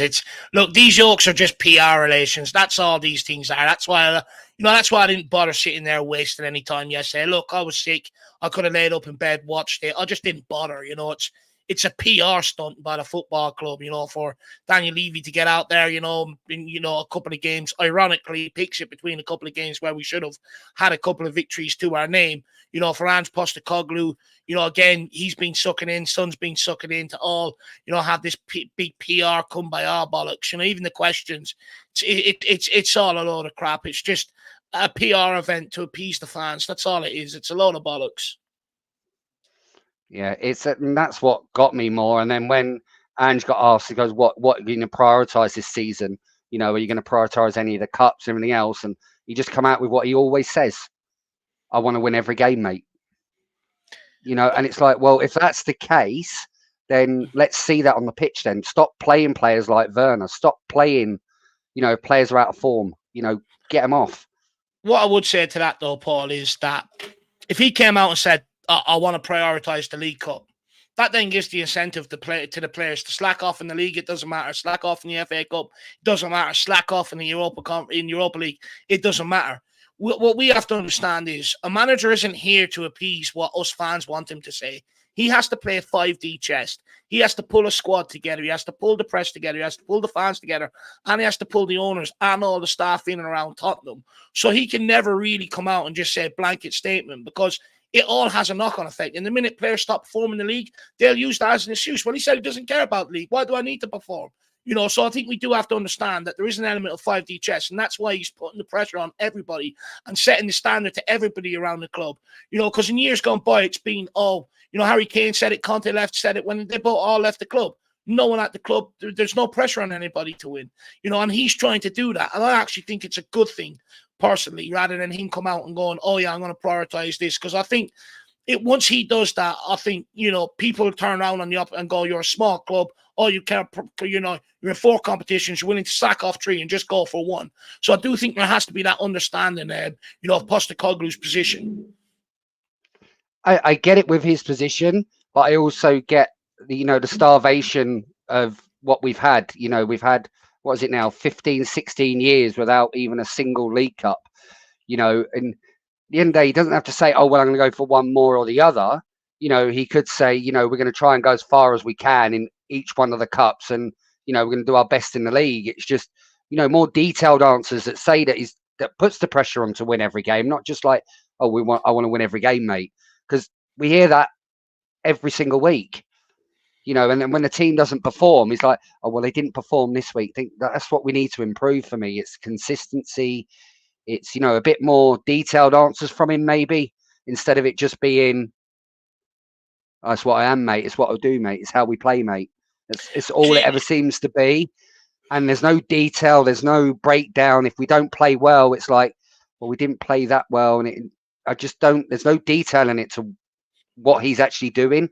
Yes, he's changed the mentality and we're going for a win, but I want to see that into results now. We're getting into a point where these results need to start coming, and the players need to take responsibility to start scoring, which they're not, you know. So to me, it's not just about the manager, it's about the players. The players are all coming out pre-season going, yeah, we're going to challenge for the title, we're going to do this, we're going to do that. And then the first 4 games, they couldn't hit the back of the net. Yes, they hit the back of the net 4 times against Everton, but they're bottom of the league at the minute. No, 100%.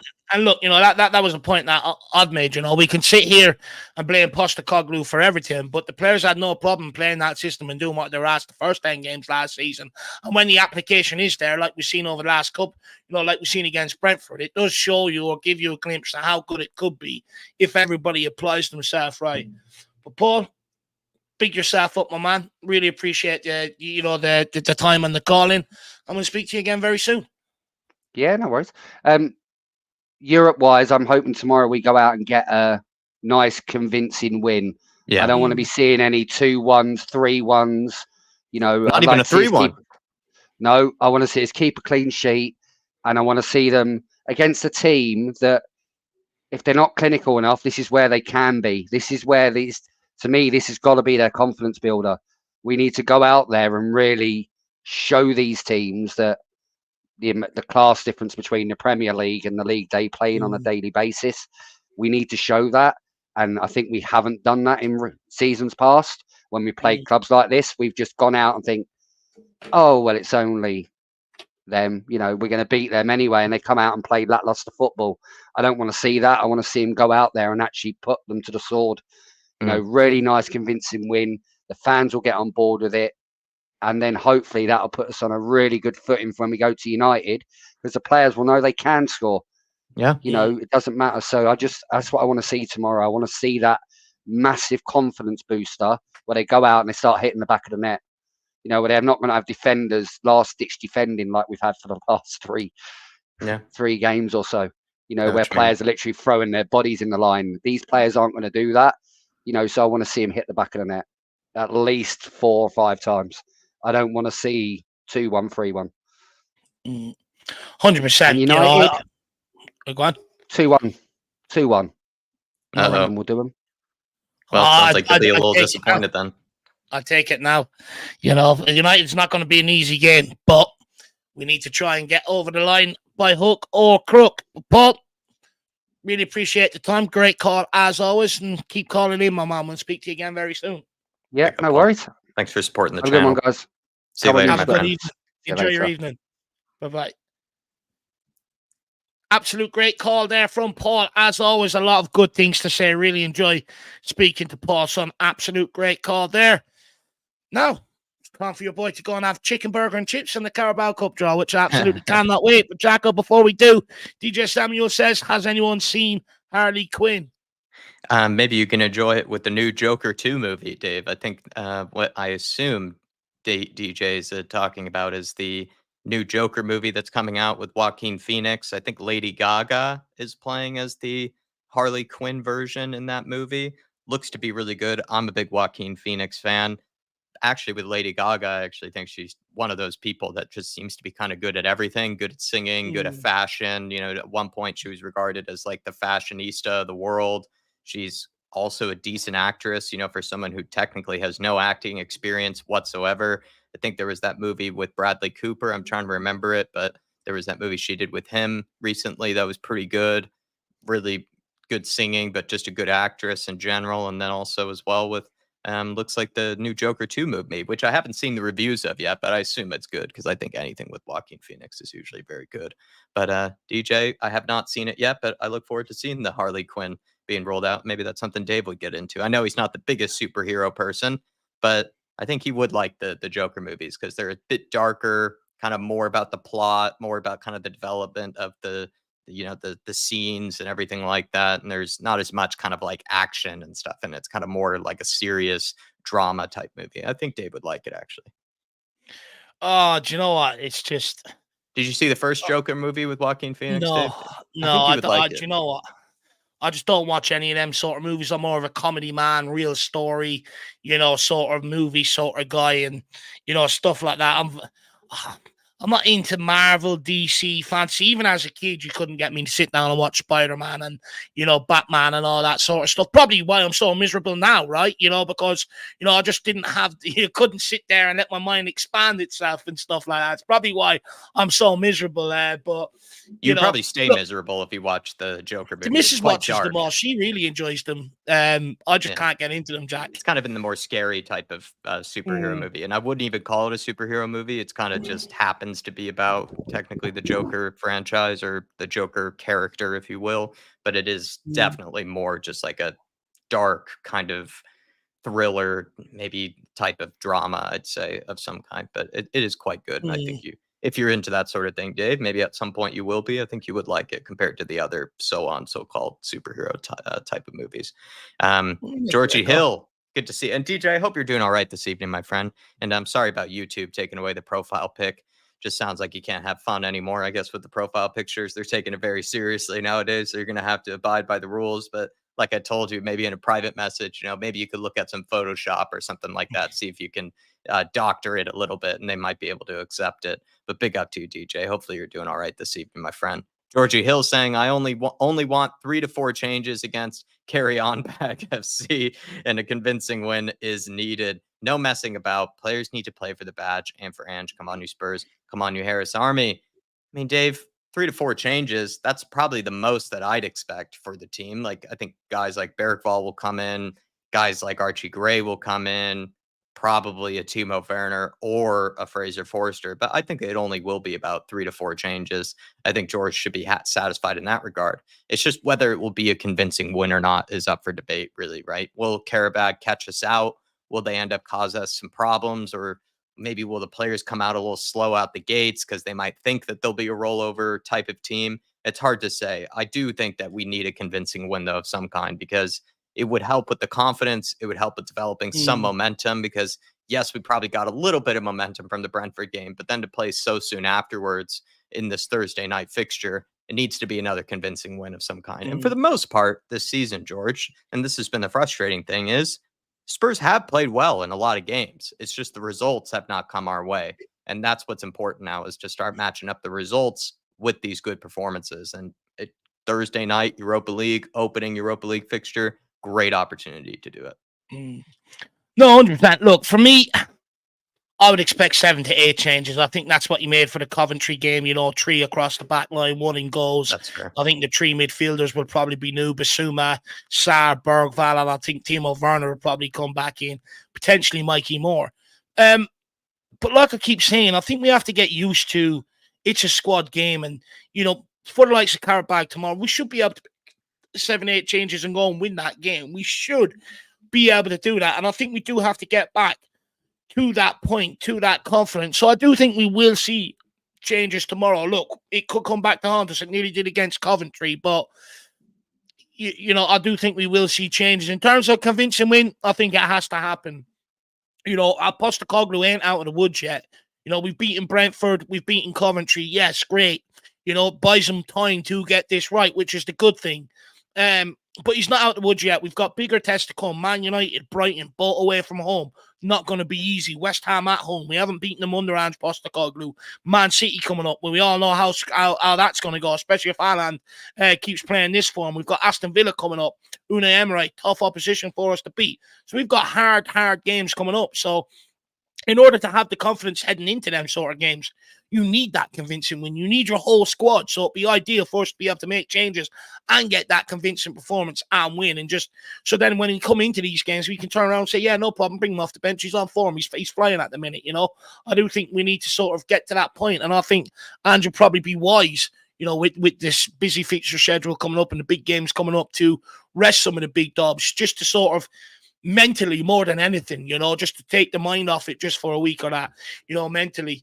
But big up Georgie Hillman, man. Really appreciate the support as always. Hopefully you're Great keeping fan well. cams, by the way, recently, George Hill. I've really been thinking you're making a lot of sense. Really like the way you organize your points, and I'd say you've been a very welcome addition to those fan cams and been a good ambassador of them recently. So hopefully we get a nice convincing win tomorrow, and we get to see you as well. Send in the fan cam if you have the time for it, and really appreciate your support for the channel, George. Good man. Big up, George, and good evening, Paddy. Hopefully you're keeping well, sir. 2 wins on the bounce. You must be happy clapping all over the place. Hi, Paddy, enjoying it. Good to see you, sir. But guys, that's it for myself and Jack. We'll be tomorrow, predicted lineup out at 8 a.m. for anybody. Watch it. I'm not going to lie. I sat there watching it myself, and I was like, blew the socks off myself with some of the stuff I was saying. So make sure you can. I don't usually do that, by the way. So make sure you get in and check that out. And then obviously we'll be back then around, I think it's 5 p.m. For the pre-match build-up tomorrow as well, heading into the game. So we're not going anywhere. Big game tomorrow. I'm super excited to get the European battle underway.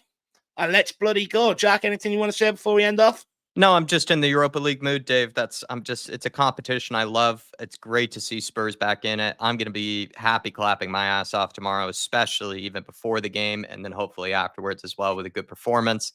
Thanks to everybody who called in today. Thanks for making the time this evening. Apologies that we couldn't do it Monday, but, you know, in a way, it's also good to do it right before the Europa League game, get our hopes up, get our hype up for it, and just appreciate you guys for supporting the channel in the way that you do. And we'll see you all tomorrow, and then see you for the Man United game on Sunday. Guys, have a good evening. Massive thank you to all of you for tuning in. Really appreciate the support. And then the people that have gone the extra mile as well. Paul Markey, Moondoggy, Schler Wage, DJ Samuel, and Georgie Hill as well. Really appreciate you guys. Guys, go and get an early night. Go and enjoy the Carabao Get the Cup chicken draw. burgers in, get the chips in, everybody. Rest up easy. See you tomorrow. Get the Carabao Cup draw on, and we'll see you very, very soon. Have a good evening. Come on, you Spurs. In the big Ange we trust. We never stop. Come on, you Spurs.